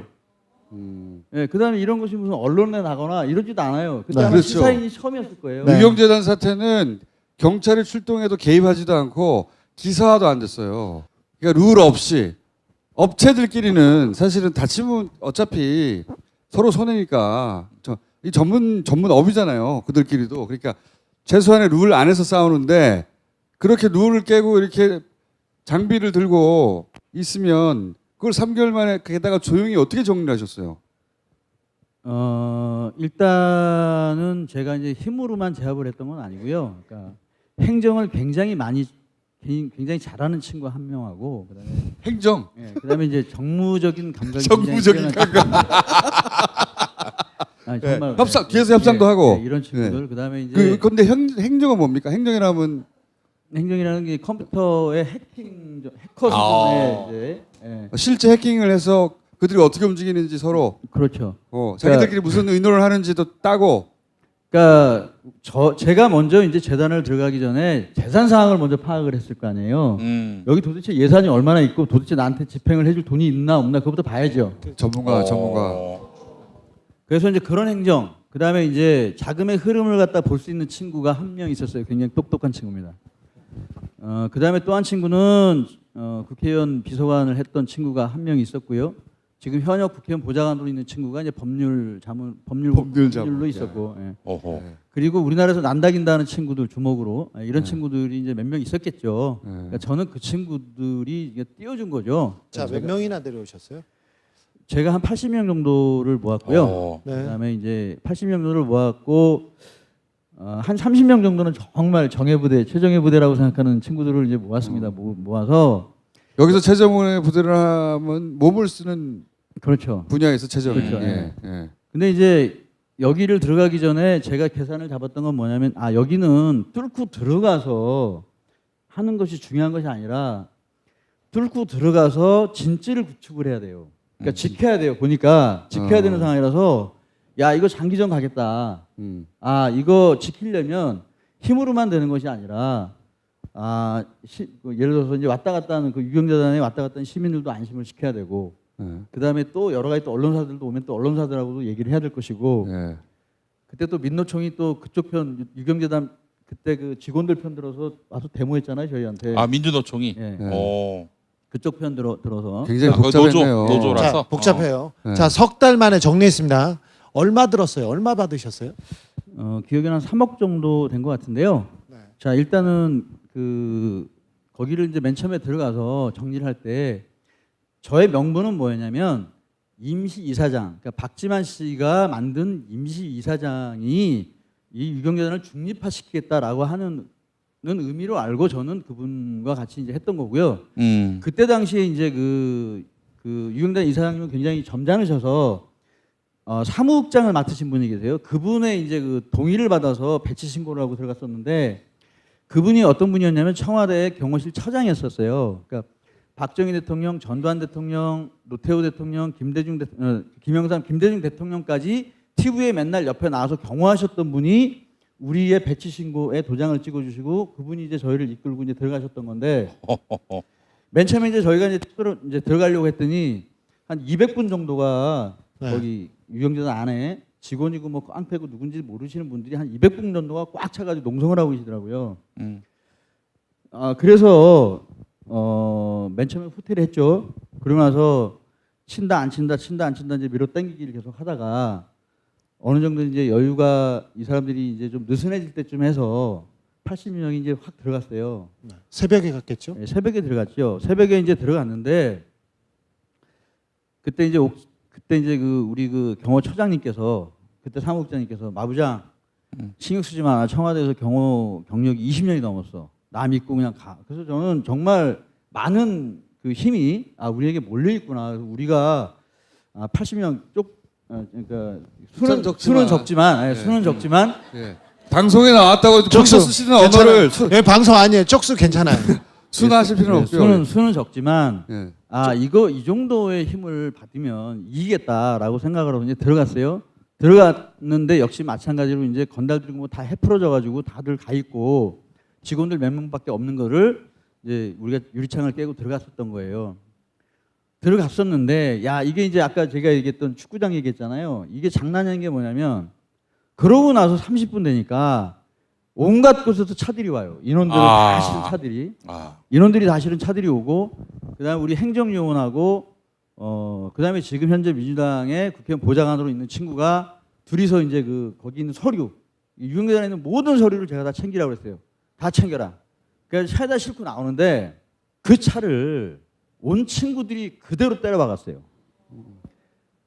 그래서 무전이 계속 올 거 아니에요 저한테. 그래서 이제 저희 핵심들한테 가서 저 차가 나가는 것을 무조건 뚫어라 길을 열어라. 근데 그 앞에는 수십 명의 이제 사람들이 인원들이 앞에서 가려막고 있고 차와 차 사이가 있는데 거기를 갖다 차로 와서 때리는 거예요. 그래서 이거는 보니까 상황이 장난이 아니잖아요. 그렇죠? 네. 경찰한테 신고를 했는데 경찰들도 안 오고. 경찰에 신고했는데 네. 경찰이 안 와. 근데 그때 당시에 나만 믿고 따라와 했던 그 경호처장님께서 없지 뭐. 저한테 오시더니 마부장 난 좀 집에 좀 가봐야 되겠어. 난 좀 집에 가봐야 되겠어. 그래서 아니 집주인이 여기를 가시면 저희들은 어떡합니까? 당신 이름으로 좀 배치 신고를 했습니다. 당신이 가시면 우리가 불법 세력이 되는데 어떡합니까? 그랬더니 저희를 지켜주신다고 했잖아요. 그랬더니 그분이 딱 한 말씀 하시는 게 뭐냐면 청와대에서는 총이 있었는데 여긴 총이 없어. 그리고 나는 여기서 개죽음을 당하고 싶지가 않아. 그래서 제가 멀리는 가지 마시고 그냥 정문 앞에만 좀 계셔 주십시오. 제발 부탁입니다. 저희들이 다 막을 테니까. 그래서 그런 공방을 계속 하고 그다음에 유경재단에 있는 모든 서류를 갖다가 다 빼서 그다음에 이제 일지는 먼저 보내고 저희는 이제 거기를 계속 지키고 있었고 거기를 그러면 포위망을 뚫고 나가셨어요. 그 서류를 결국은. 그럼 그 사이에 몸싸움이 격하게 있었겠네요, 당연히. 엄청나게 있었겠죠. 부상자도 많이 발생하고. 부상자 많이 발생했는데 그런데 끝까지 경찰은 안 오고. 그렇죠. 예, 그렇게 큰 싸움이 났는데도 예. 신고를 했는데도 2009년입니다. 예. 먼 옛날이 아니라. 그러니까 뭐 1970년대 일이 아니라 2009년에 그런 초대형 싸움이 났는데 경찰이 유경재단이 관련 사고의 특징이에요. 경찰에 신고해도 경찰이 안 와요. 와도 지켜방을 하고 있습니다. 지켜봅니다. 그래서 그 사건 처리를 2, 3일 정도 있다가 한 걸 알고 있거든요. 나중에 기록 보시면 아는데, 우리 이제 그 서류를 가져간 친구가 아까 행정 받다는 친구잖아요. 얼굴 보면 저랑은 완전히 딴판이에요. 그냥 완전히 새님 같이 생겼어요. 전과도 하나도 없어요. 전과가 하나도 없어. 선배님도 그렇게 전과가 많아 보이지는 않아요. 선해요. 그래서 이제 그 형사한테 이제 가서 조사를 받았는데 역시 우리 이제 무혐의로 나오고 그 친구들도 그 정도 크게 일반 사회에서 만약에 그랬다고 치면 대형 사고죠. 대형 사고죠. 예. 위험이 나. 예, 다리도 다치고 한 두세 명 정도가 그때 부상을 좀 입었는데 그냥 뭐 거의 유야무야하게 가서 그때 새망치로 머리 찍고 그러지 않았나요? 이제 그것이 이제 싸움의 이제 막바지. 그러니까 저희가 이제 들어가서 이제 지켰을 거 아니에요. 그러니까 새로 부임한 임시 이사장님을 이제 경호하고 이분을 이제 지키는데 그쪽에서 이제 한 떼거리가 왔어요. 그러니까 유경재단이 참 지키기가 되게 어려운 게 뭐냐면 일반 관람객들이 많아요. 그러다 보니 상대방이 일반 사람들처럼 와서 들어오면 사실 그 경호하기가 굉장히 어렵습니다, 거기가. 그래서 그 앞에 있는데 옥신각신을 하는데 내가 이제 위에서 보고 있었어요. 옥신각신을 하고 있는데 우리 쪽에 한 10명, 저쪽에 한 10명 해서 엉켜붙어서 이제 싸우고 있더라고요. 근데 누가 와서 쇠파이프로 우리 친구가 그때 130kg 정도 나가는 친구인데 뒤에서 쇠파이프로 내리쳤는데 한 20cm 정도 갈라졌어요, 머리가. 아이고야. 이 친구 완전히 뻗어버리고. 그걸 누가 당해내겠어요. 피는 철철 나고. 그 사건도 한번 유야무야 됐는지 한번 보세요. 유야무야 됐어요. 네. 예. 사건 처리 안 됐죠. 그렇게 해서 1차 정리를 해가지고 이제 공을 세웠는데 왜 3개월 만에 관두시게 된 거예요? 그 박근영 이사장이 이제 밀려난 다음에 박근영 이사장 쪽에서 이제 완전 포기하고 그러니까 눈물의 기자회견이라는 것을 해요. 박근영 씨가. 근데 이제 그날 이제 이 친구들이 작심하라고 이제 계란 몇 개를 만들어서 우리는 이제 그 임시 이사장을 지금 경호를 하고 있고 그러고 있는데 여기를 이제 계란을 몇 개를 들고 옵니다. 눈에 훤히 보이는데 방송국 기자들이 굉장히 많이 와 있었어요. 그래서 제가 고민을 했습니다. 이것을 과연 막아야 되느냐? 아니면 이 카메라들 많이 있는 데서 우리 깡패들이 이런 식으로 이렇게 막고 있는 듯한 그림을 보여야 되느냐? 그래서 제가 밑에 있는 직원들한테 했어요. 3명 내지 4명 남고 전부 다 차에 들어가 있어라. 그냥 맞게끔 놔둬라 그냥 계란을 한 번씩 맞게끔 놔둬라. 그때 생각났던 게 그러니까 노무현 대통령이 생각났어요. 그분은 맞았잖아요. 맞고 견디셨잖아요. 근데 이분은 한 방 맞고 저한테 그러시더라고요. 너 혹시 박지만의 지령을 받았느냐? 왜 경호 안 했느냐? 예. 그래서 그러니까 순간적으로 굉장히 많은 생각을 했어요. 사실 우리를 이끌어라는 최소한 이런 재단의 이사장 정도 되려면 그 정도의 결기는 있어야 되는데 그런 결기가 없으셨죠, 그분이. 예, 그러고 나서 자기 스스로 사표를 내셨는데 저희가 못 믿어보니까 저희에게 3개월 동안 임시 직원으로 고용을 한 거예요. 그래서 기간이 3개월이 끝났어요. 예, 그래서 그분 떠나셨고 우리는 임시 그 계약 기간이 끝났지 않습니까? 그러니까 손 털고 나와야죠. 네. 박지만 측 그러니까 정용이가 정용희 씨는 박지만 씨의 비서실장입니다. 그 사람이 선배님한테 제안을 합니다. 아니면 부탁을 합니다. 그 부탁한 내용이 뭐였습니까? 그 3개월이 끝난 이유가 아니라 그러니까 이제 싸움이 이제 한 달 정도 되니까 우리가 완전히 제압을 했을 거 아니에요. 이 친구들은 또 민노총하고 손을 잡고 노동조합을 만들어서 그때 박용철 씨가 노동조합을 만들어가지고 그 앞에서 데모하고 민노총하고 해서 뭐 함부로 뭐 해고하지 마라 뭐 이런 식으로. 아, 박용철 씨가 민주노총하고 같이. 그렇죠. 예. 그분들하고 뭐 깡패들하고 하여튼 민노총하고 손 잡고서 하여튼 데모했었어요 그때 당시에. 네. 근데 이제 어느 정도 이제 제압이 끝났으니까 그렇게 했을 거 아니에요. 그분들도 이제 오죽했으면 민노총하고 손을 잡았겠어요. 네. 그때쯤 됐을 때 저한테 부탁을 한 거죠. 어디에서 언제 어디에서 어떤 부탁을 했습니까? 그 양반이 이제 다 인터넷에 아는 내용인데 정용희 씨가 제네시스라는 차를 타고 다녔었어요. 네. 제네시스를 타고 네, 제네시스. 정용규 씨가 네. 와서 제네시스 차를 타고 이제 강남에서 이제 유경재단 이제 왔다 갔다 하고 했었거든요, 같이. 강남 이지 사무실에서 유경재단 예, 갔죠? 그렇죠. 예, 예, 예. 그 안에서 저하고 아까 그 행정요원이라고 했던 친구 있잖아요. 이 친구하고 그다음에 지금 현재 민주당의 보좌관으로 있는 친구 있어요. 그 친구하고 이제 4명이서 타고 있는 거죠. 정용희 씨하고. 박지만의 비서실장과 나머지 두 사람과 선생님이 제가 말씀드렸지만 이제까지 정말 풀지 못했던 문제를 해결하셨죠. 예, 해결했어요. 예. 유경재단요. 자, 그러니까 박영철 씨도 다 쫓아냈고 그 밑에는 건달들이고 뭐 깡패들이고 다 밀어냈지 않습니까? 그 자리에서 이제 그런 거죠. 박영철을 혼내주시면 안 되겠느냐. 자, 그래서 그러면 아까 제가 얘기했던 분위기라든지 이런 걸로 봤을 때 혼내주라는 게 뭐겠어요? 최소한 뭐 바보를 만들거나 병신을 만들라는 얘기잖아요. 그래서 그러면 다리를 하나 부러뜨려 드릴까요? 네. 그랬더니 이제 그분이 그런 거죠. 아, 그 정도라면 제가 부탁을 하겠습니까? 죽였다는 우리가 말은 알아서 할 테니 그건 우리도 할 수 있는 것이니까. 자, 여러분들은 이렇게 얘기하면 그 분위기에서 뭐라고 듣겠어요? 그래서 잠깐 생각을 했어요. 나는 사람 죽이는 일은 안 한다. 예, 그리고서 아마 그 사람하고 저하고는 좋은 감정은 그때부터 끝났을 거예요. 그 사람은 아마 다른 사람을 찾았을 것 같아요. 네. 그 부탁을 한 이후에 유경재단에서 떠나야 되겠다. 손 털고 나오셨죠? 그러니까 그 이유가 또 한 가지 있었던 것이 뭐냐면, 그러니까 임시 이사장이라고 세웠던 그분은 나름대로 그 유경재단에 대한 개혁 의지가 있으셨던 분이에요. 그래서 그분이 말을 제대로 안 들었어요. 예.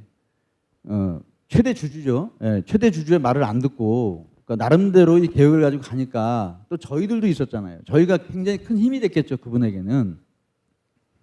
그러다 보니까 굉장히 위에서 많이 흔들었어요. 자, 그때 그 제안을 거절하고 나서 굉장히 선배님도 신변의 위협을 느꼈지 않습니까? 실질적으로 그때 신변의 위협을 느꼈던 건 아니고요. 박영철 씨가 피살되었다라고 하는, 그러니까 박영철 씨가 누구에게 죽고 그다음에 누가 자살을 했다 이런 기사를 보고 이걸 어떻게 받아들였겠어요?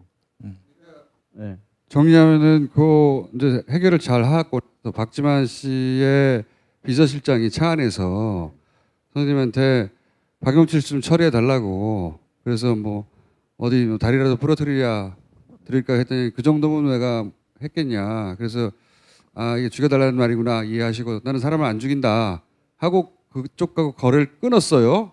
끊고 이제 거기서 나오셨는데 어느 날 신문을 봤더니 그렇게 처리해달라고 하던 박영철 씨가 죽었다는 걸 아시게 된 거죠. 그렇죠. 네. 네, 그때 그리고 이제 그 유형련에서 같이 일했던 친구들한테 그때 저한테 굉장히 전화가 많이 왔었어요. 형 이걸 믿어? 그 다음에 이제 제가 몇 분에게 아주 고위직에게 제가 전화를 했어요. 이게 뭡니까? 그랬더니 거기서 얘기했던 게 야, 까불다가 죽은 거지. 얘기는. 그 다음에 그 행정을 받던 친구가 마침 제 옆집에 살아요. 이 친구가 같이 신문을 보고 동시에 놀래가지고 형 이거 형하고 나하고 이거 큰일 났다. 그래서 신문을 제가 보고서 제가 이런 생각을 했어요. 야 정말 그동안 진죄가 너무 많아서 야 이거 이런 벌을 나한테 주시는 모양이다. 이제 도망가는 것이 아니라 이제 나를 지켜야겠다 싶어가지고 그때 본인도 엮일 거라고 생각하셨군요. 그렇죠. 그래서 제가 그 뒷날 정용희 씨한테 전화를 했어요. 박지만 씨 비서실장한테 네. 죽여달라는 제안을 했더니 그 예, 사람에게 예. 다시 전화를 해서 예. 그래서 제가 그랬어요. 그 담이 납니까? 그 담이 나요? 그랬더니 그 친구가 한참 침묵하고 있더라고. 그래서 나를 아마 죽이려면 만만치 않을 텐데 한번 알아서 해보라. 이러고서 이렇게 하니까 네 알겠습니다. 전화 끊겠습니다. 그러고 전화를 딱 끊더라고요. 굉장히 당황했어요. 그 친구가. 왜냐하면 그 다음에 나요라고 했을 때 그쪽에서 무반응이었습니까? 반응이 없죠. 침묵. 예. 그다음에 그러니까 통상 그게 상관이 없으면은 무슨 소리 하세요, 형님? 뭐 이렇게 답했을 서로 텐데. 알아들은 거죠. 예. 왜냐하면 죽이려고 했다는 걸 알고 있는 사람이고 그렇죠. 그런 다음에 그런 사실을 알고 있던 사람들을 혹시 다 없애버려야 되는가 이런 계획도 머릿속에 있었을 그 수 있으니까. 정도로 충분히 할 만한 사람이고 제가 주진우 기자님 맨 처음에 만났을 때도 그 정도는 그냥 우습게 맨날 그 입에서 나오는 것이 누구 죽여야 되고 뭐 살려야 되고 뭐 이런 얘기를 일상화 시켰던 그런 분들이 꽤 계세요. 그 부류에. 그러니까 그런 분들이기 때문에 제가 주진우 기자님 만나서도 조심하셔라.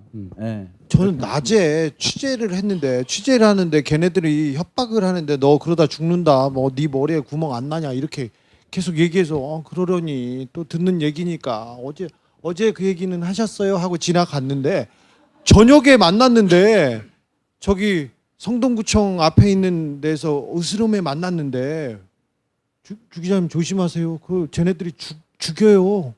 당신 그러다 죽어.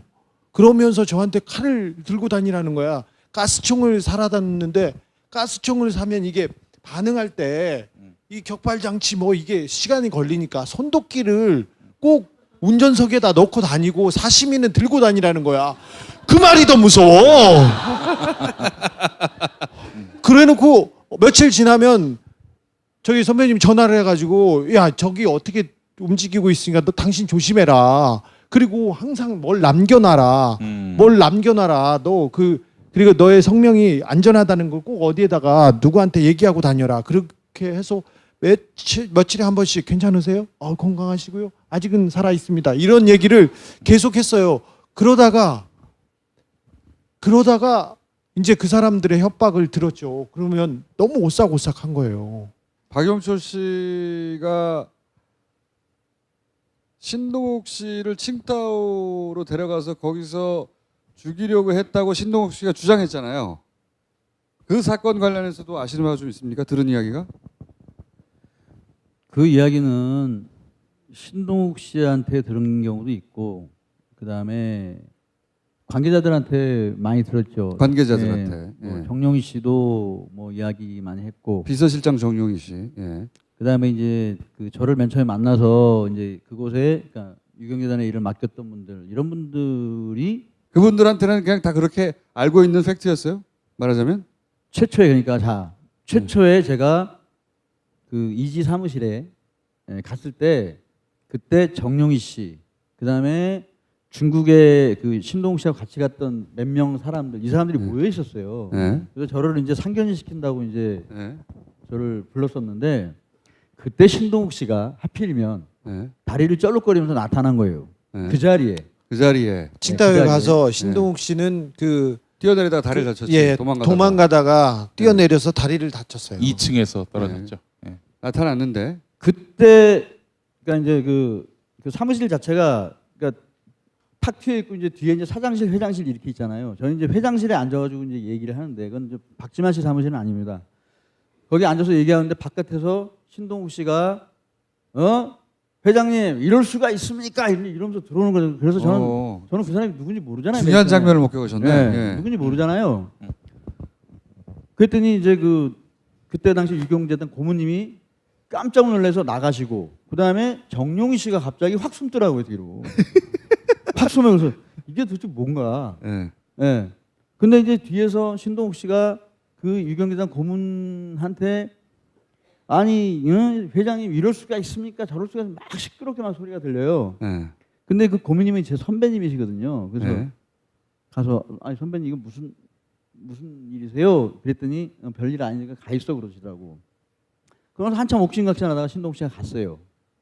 그러면서 이제 그 고모님하고 이제 다시 모였을 거 아니에요. 예, 다시 모였어요. 한숨들을 이제. 푹 쉬더라고요. 한숨을 푹 쉬면서 거기서 하는 얘기가 박영철이 저 새끼 저거 제대로 저거 처리를 했어야지. 저게 뭐 하는 짓이냐고.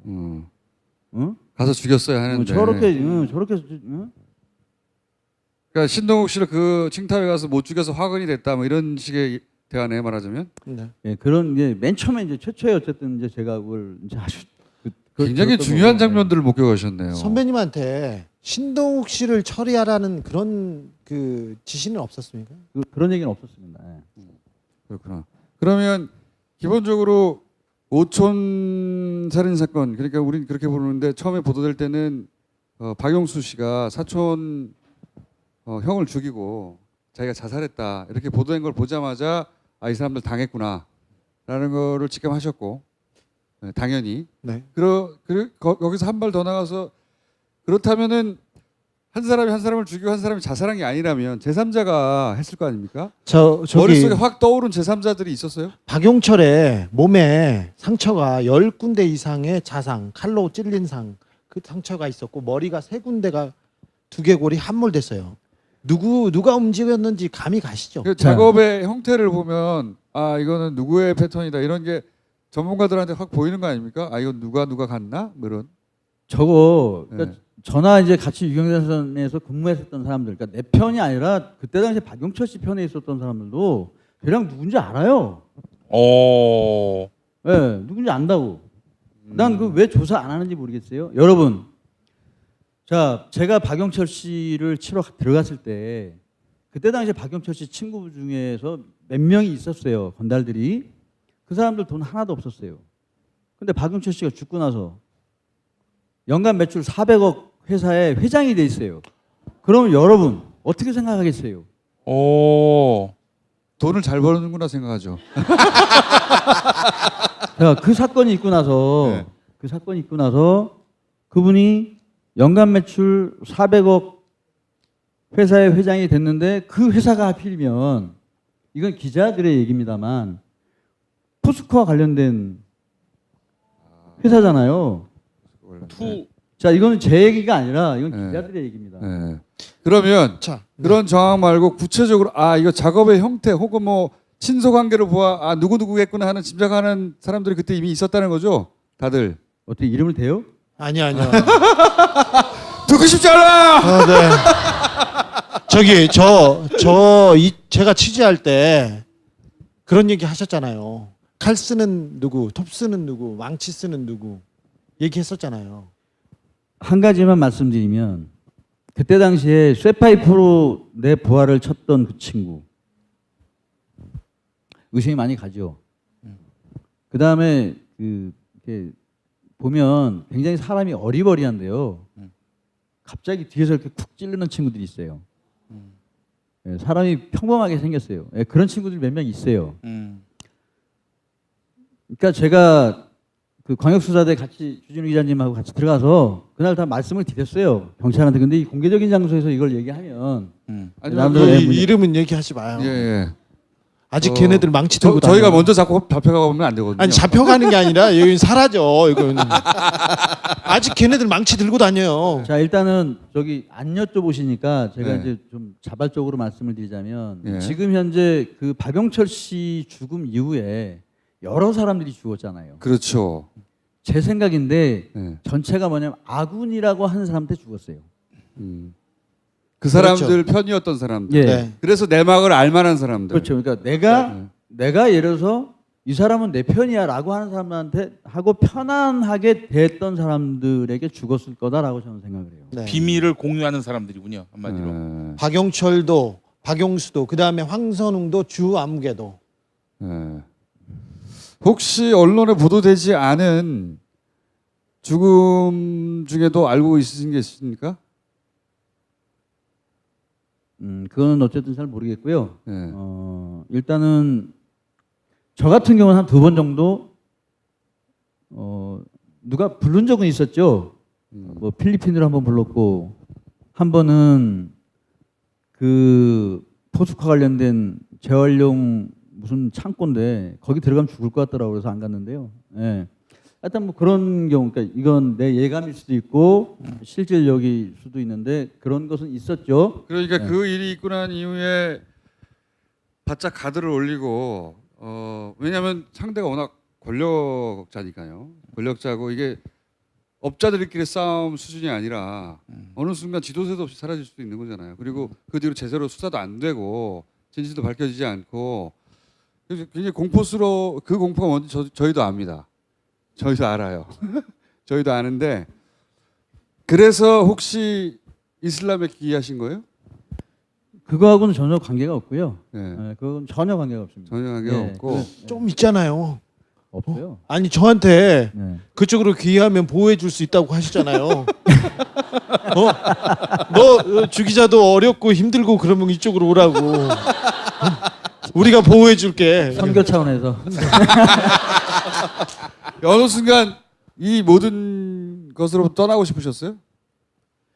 그건 정말 아니고요. 그러니까 그때 당시에 이제 그 종교 재단 쪽에서 그러니까 유경재단을 마치고 나서 그쪽에서 의뢰가 한번 온 적이 있었어요. 또 일하러 갔구나. 의뢰가 온 적이 있었는데 이슬람과 관련됐다 그래서 테러리스트가 되는 것까지는 내가 하고 싶지가 않다는 생각이 들어서 지금껏 테러리스트로 살아왔으면서 무슨 소리야?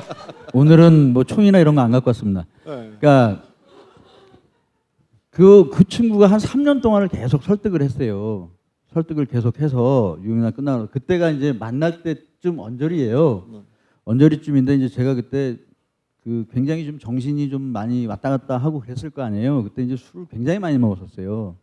그랬더니 그 의뢰자가 이슬람에서는 술을 금지한다는데 한번 가서 한번 좀 술도 좀 끊을 겸해서 한번 좀 알아보는 게 어떻겠느냐. 일단 금주 센터로 접근하셨구나. 그래서 이제 3개월을 이제 그 가서 3개월 동안 그럼 약속을 했어요. 3개월 동안 그럼 가서 보겠다. 뭐 한 번 가서 훑어보는 게 아니라 내가 직접 가서 신도도 되고 내가 한번 알아보겠다. 그 딱 알아보러 갔다가 거기서 이제 꾸란이 이렇게 적혀 있는데요. 그 꾸란을 외우게 됐어요. 아랍어로. 굉장히 빨리 외우게 됐어요.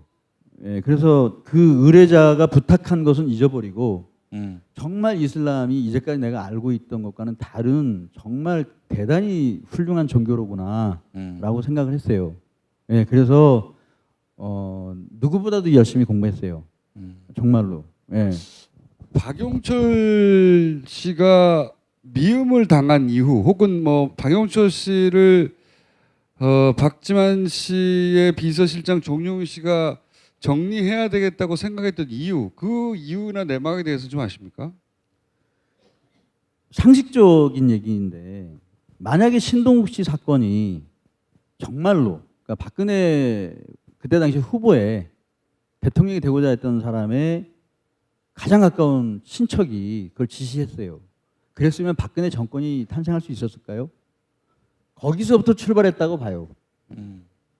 거기서부터. 그러니까 신동욱 씨 주장에 의하면 박지만 씨가 자신을 박영철을 시켜서 중국으로 유인해서 죽이려고 했다라고 주장했는데 만약에 그게 사실로 드러난다면 박근혜 대통령이 못했겠죠. 그러니까 거기에 걸림돌이 되니 그 사실을 알고 있는 박영철이 자기 편일 때는 상관이 없는데 박영철이 자기 편이 아니게 되면 굉장히 위험한 인물이 되죠. 자기 편이었다가 반대편으로 갔잖아요. 그렇죠. 그래서 자기 편이었을 때 알고 있던 비밀, 그것도 굉장히 치명적인 비밀. 그러니까 대통령 후보의 동생이 대통령과 관련된 재산 분쟁 때문에 대통령 후보의 여동생 남편을 죽이려고 했다. 이러면 이제 충격적인 사실이 되니까 그걸 알고 있던 박영철을 제거할 필요가 있었다. 뭐 이렇게 그 당시도 그렇게 받아들이신 거죠. 지금도 뭐 저희도 그렇게 추정합니다만. 정윤회 최순실 씨는 유경재단에서는 어떤 역할을 하셨어요? 최순실 씨는 나타나지 않았고 정윤회 씨는 그때 나타나지 않았습니까? 정윤회 씨는 굉장히 머리가 좋으신 분이고 저는 그분은 참 젠틀하신 분이다라고 생각을 해요. 그분이 흔적이 없어요. 근데 이제 최순실 씨는 이제 이런저런 사람들에 의해서 입에 오르내리는데 그때 당시에. 정윤회 씨는 도대체 뭘 어떻게 하고 살았던 사람인지 잘 모르겠어요. 근데 정용희가 박지만의 비서실장이기도 하지만 정윤회 사람이기도 하죠. 그거는 아실까요? 예. 그 얘기 좀 해주세요. 그것도 중요한 얘기니까. 그러니까 어떤 때는 좀 굉장히 좀 헷갈렸던 부분이 있어요. 네. 도대체 이 양반이 박지만의 편에 서서 하는지 아니면 다른 사람에 의해서 움직이는 사람인지. 그러니까 박지만의 비서실장이지만 사실은 내막을 아는 사람들 사이에서는 박지만의 사람이 아니라 정윤회 씨가 꽂아놓은 사람이다. 박지만을 모니터링하기 위해서 이렇게들 이야기되는 부분이 있거든요. 예.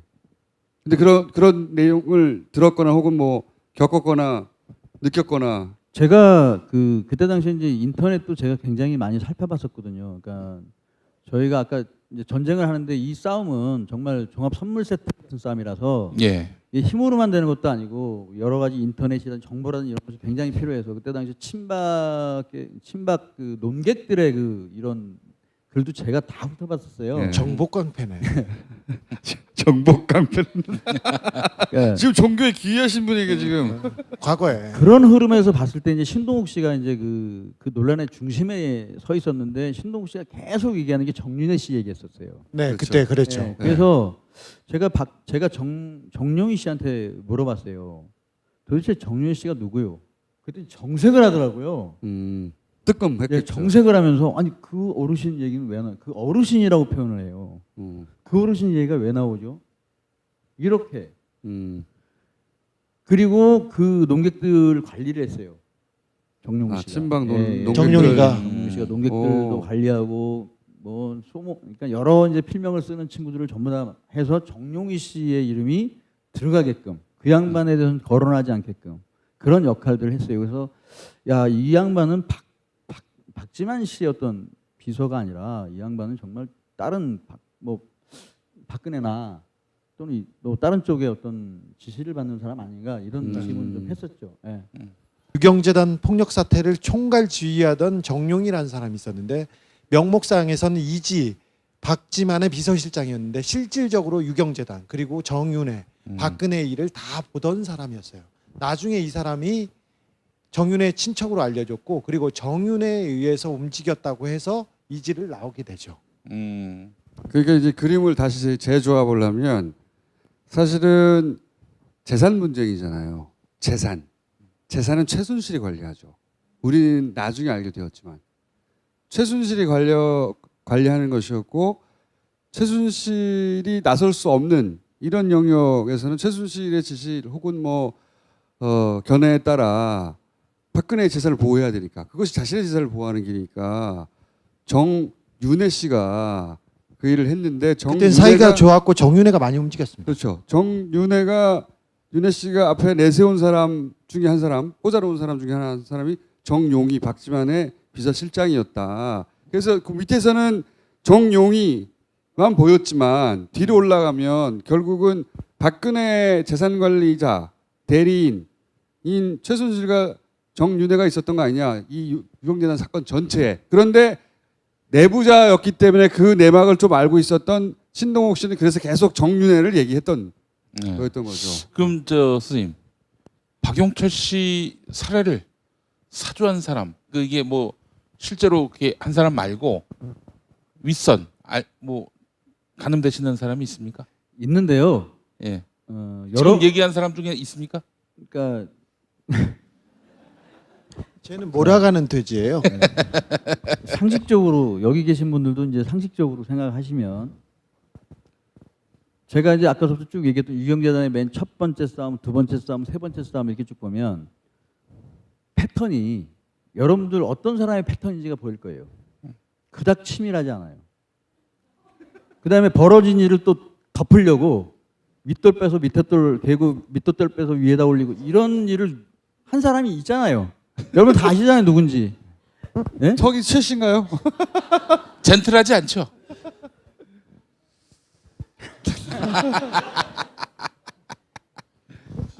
본인이 알고 있는 것 이상을 알고 있는 사람을 주변에서 알고 계십니까? 지금 현재 국회의원인데 이름을 얘기할까요? 아니요. 네. 민주당의 국회의원의 보좌관이 한 분 계십니다. 그분이 친구가. 정용희의 후임이었습니다. 그분은 김어준과 저의 재판에 나와서 저희가 오촌살인 사건 관련해서 재판을 받을 때 저희가 근거 없이 박근혜를 공격하고 있다고 구속시켜달라고 했던 분이죠. 민주당 보좌관? 네. 그때는 문제가 보좌관이 아니었지. 네, 그때는 아니었고. 현재. 네. 누군지 알겠다. 그 아까 얘기했던 정용희하고 저하고 행정했던 그 친구하고 있을 때 그 차 안에 같이 있었던 친구. 정용희 씨가 저한테 그런 얘기 했을 때 박영철을 혼내달라고 했을 때 제 뒤에 바로 앉아 있었어요. 그래서 저는 제 페이스북에도 썼지만 솔직하게 당신이 알고 있는 거 털어놔라. 그 사람이 좀 털어놓으면 아마도 전반적인 부분들이 다 나오지 않을까. 한 가지만 더 여쭤볼게요. 제가 알고 있는 누가 했는지에 대한 그림과 뭐 정보가 있긴 한데 그 중에 요 대목이 좀 애매모호합니다. 경찰 공무원이 여기 연루됐다는 얘기를 들어본 적 있어요? 경찰 공무원 했던 사람. 박용철 씨 사건에요. 예. 구체적으로 누군지는 모르겠어요. 그런 이야기는 들어보신 적 있습니까? 유경재단에 그 관여했던 분 중에서 아까 얘기했던 그 경호처장 예. 그분도 경찰들은 엄청나게 자지우락하셨던 분이에요. 예. 쥐락펴락하셨던 분. 그렇죠. 그리고 또 그 외에 유경재단의 고문을 맡으셨던 분들도 경찰의 고위 간부들 꽤 많이 아세요. 예. 예, 그래서 서로 경쟁들도 하고 막 그랬어요. 예. 하여튼 좀 더 구체적으로 이름을 팡팡 까면서 얘기할 또 타이밍이 오겠죠. 예. 지금 수사가 진행되고 있고 마 선생님 네. 이외에도 많은 사람들이 가서 알고 있는 것들을 경찰에 토해냈으니까. 네. 근데 걱정되는 게 한 가지는 경찰이 덮었던 사건이잖아요. 경찰은 경찰의 치부였기 때문에 다 조사해 봤더니 역시 별 게 없더라고 하는 방향으로 결론을 그럴 가능성이 그런 높죠. 가능성이 없지 않기 때문에 그걸 걱정하고 있는 와중이에요. 네. 예. 그럼 또 해야지 이야기를 또 다시 처음부터 다시 시작해야 할 것 아무튼 같은데.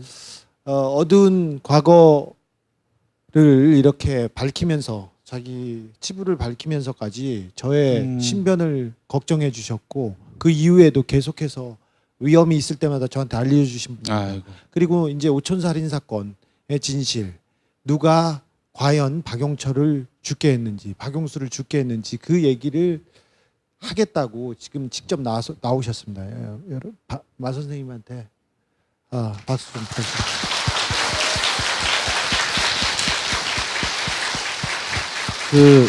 제가 한 말씀 드려도 될까요? 네네. 방금 김어준 총수께서 굉장히 중요한 말씀하셨는데요. 그러니까 많은 사람들이 경찰이 덮은 사건이다라고 인식을 하고 있잖아요. 저 역시 그렇게 생각해요. 그런데 지금 경찰이 조사하고 있잖아요. 쉽지 않을 거라고 생각을 합니다.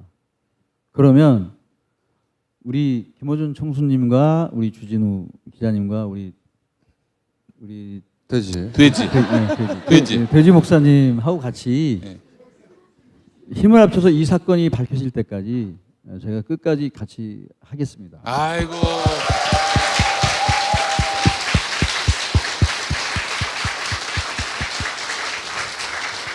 이 사건은 말이죠. 지금 여전히 태극기를 들고 왕비가, 국왕이, 공주가 부당하게 감옥에 갔다고 믿는 사람들 있잖아요. 근데 박근혜 정권의 박근혜 권력을 구성하는 본질 같은 거를 가장 여실하게 드러내는 사건이에요. 이게 어떤 사람이 그 뒤에 있고 그 권력은 어떤 성격이었나를 가장 여실하게 드러내는 사건이 이 사건입니다. 형제간에 네. 깡패를 동원해서 서로 죽고 죽이고 사촌이 죽고 죽이고 네. 주변 사람 막 죽고 같은 편 죽고 사라지고 그런 사건이에요. 그런 분들이세요. 그래서 이 사건은 저희가 앞으로도 계속 물고 갈 것이라서 계속해서 이 각하를 보내드리는 와중에도 다루겠습니다. 그 큐 주세요. 어디를 봐야 돼? 큐 주세요. 서랍 안에 있다고?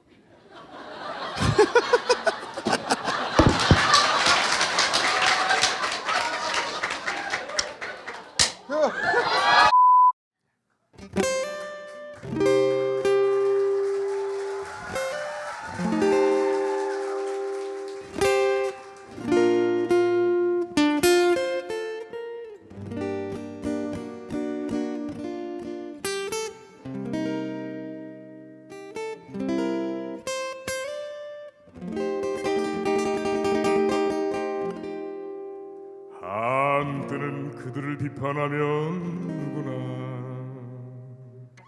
밥줄이 끊기는 수모를 겪었었지. 이제는 더 이상 적폐가 두렵지 않네. 분노한 촛불이 전국을 뒤덮은 뒤로 또 가네. 깜방에 한 명 가도 하나 더 무상 급식의 길로 이상해 보이던 세상의 일들이 원래 있던 그 제자리로 하나씩 하나씩 돌아오는 이 멋진 풍경 두 번 다시는 그들에게 뺏기지 않으리. 또 가네 깜방에 한 명 가도 하나 더 무상 급식의 길로 이상해 보이던 세상의 일들이 원래 있던 그 제자리로 하나씩 하나씩 돌아오는 이 멋진 풍경 두 번 다시는 그들에게 뺏기지 않으리. 고가네 깜방에 한 명 가도 하나 더 무상 급식의 길로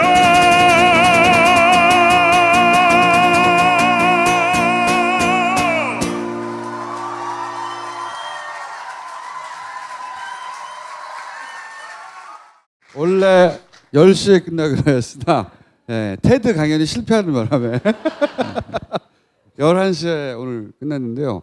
오늘 사실 여러 가지 맛배기로 앞으로는 이런 게 벌어질 것이고 대략 한 3개월 정도 각하를 보내드릴 때까지 계속해서 조금 더 많은 내용, 조금 더 강한 내용이 나올 텐데 맛보기를 보여드리려고 했는데 중간에 맛이 좀 실패했던 점이 없잖아 있으나 기대해 주십시오. 각하를 보내드릴 때까지. 그리고 요 사건은 물고서.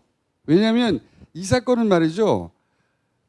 지금 여전히 태극기를 들고 왕비가, 국왕이, 공주가 부당하게 감옥에 갔다고 믿는 사람들 있잖아요. 근데 박근혜 정권의 박근혜 권력을 구성하는 본질 같은 거를 가장 여실하게 드러내는 사건이에요. 이게 어떤 사람이 그 뒤에 있고 그 권력은 어떤 성격이었나를 가장 여실하게 드러내는 사건이 이 사건입니다. 형제간에 네. 깡패를 동원해서 서로 죽고 죽이고 사촌이 죽고 죽이고 네. 주변 사람 막 죽고 같은 편 죽고 사라지고 그런 사건이에요. 그런 분들이세요. 그래서 이 사건은 저희가 앞으로도 계속 물고 갈 것이라서 계속해서 이 각하를 보내드리는 와중에도 다루겠습니다. 오늘 여기까지 하겠습니다. 감사합니다. 고맙습니다.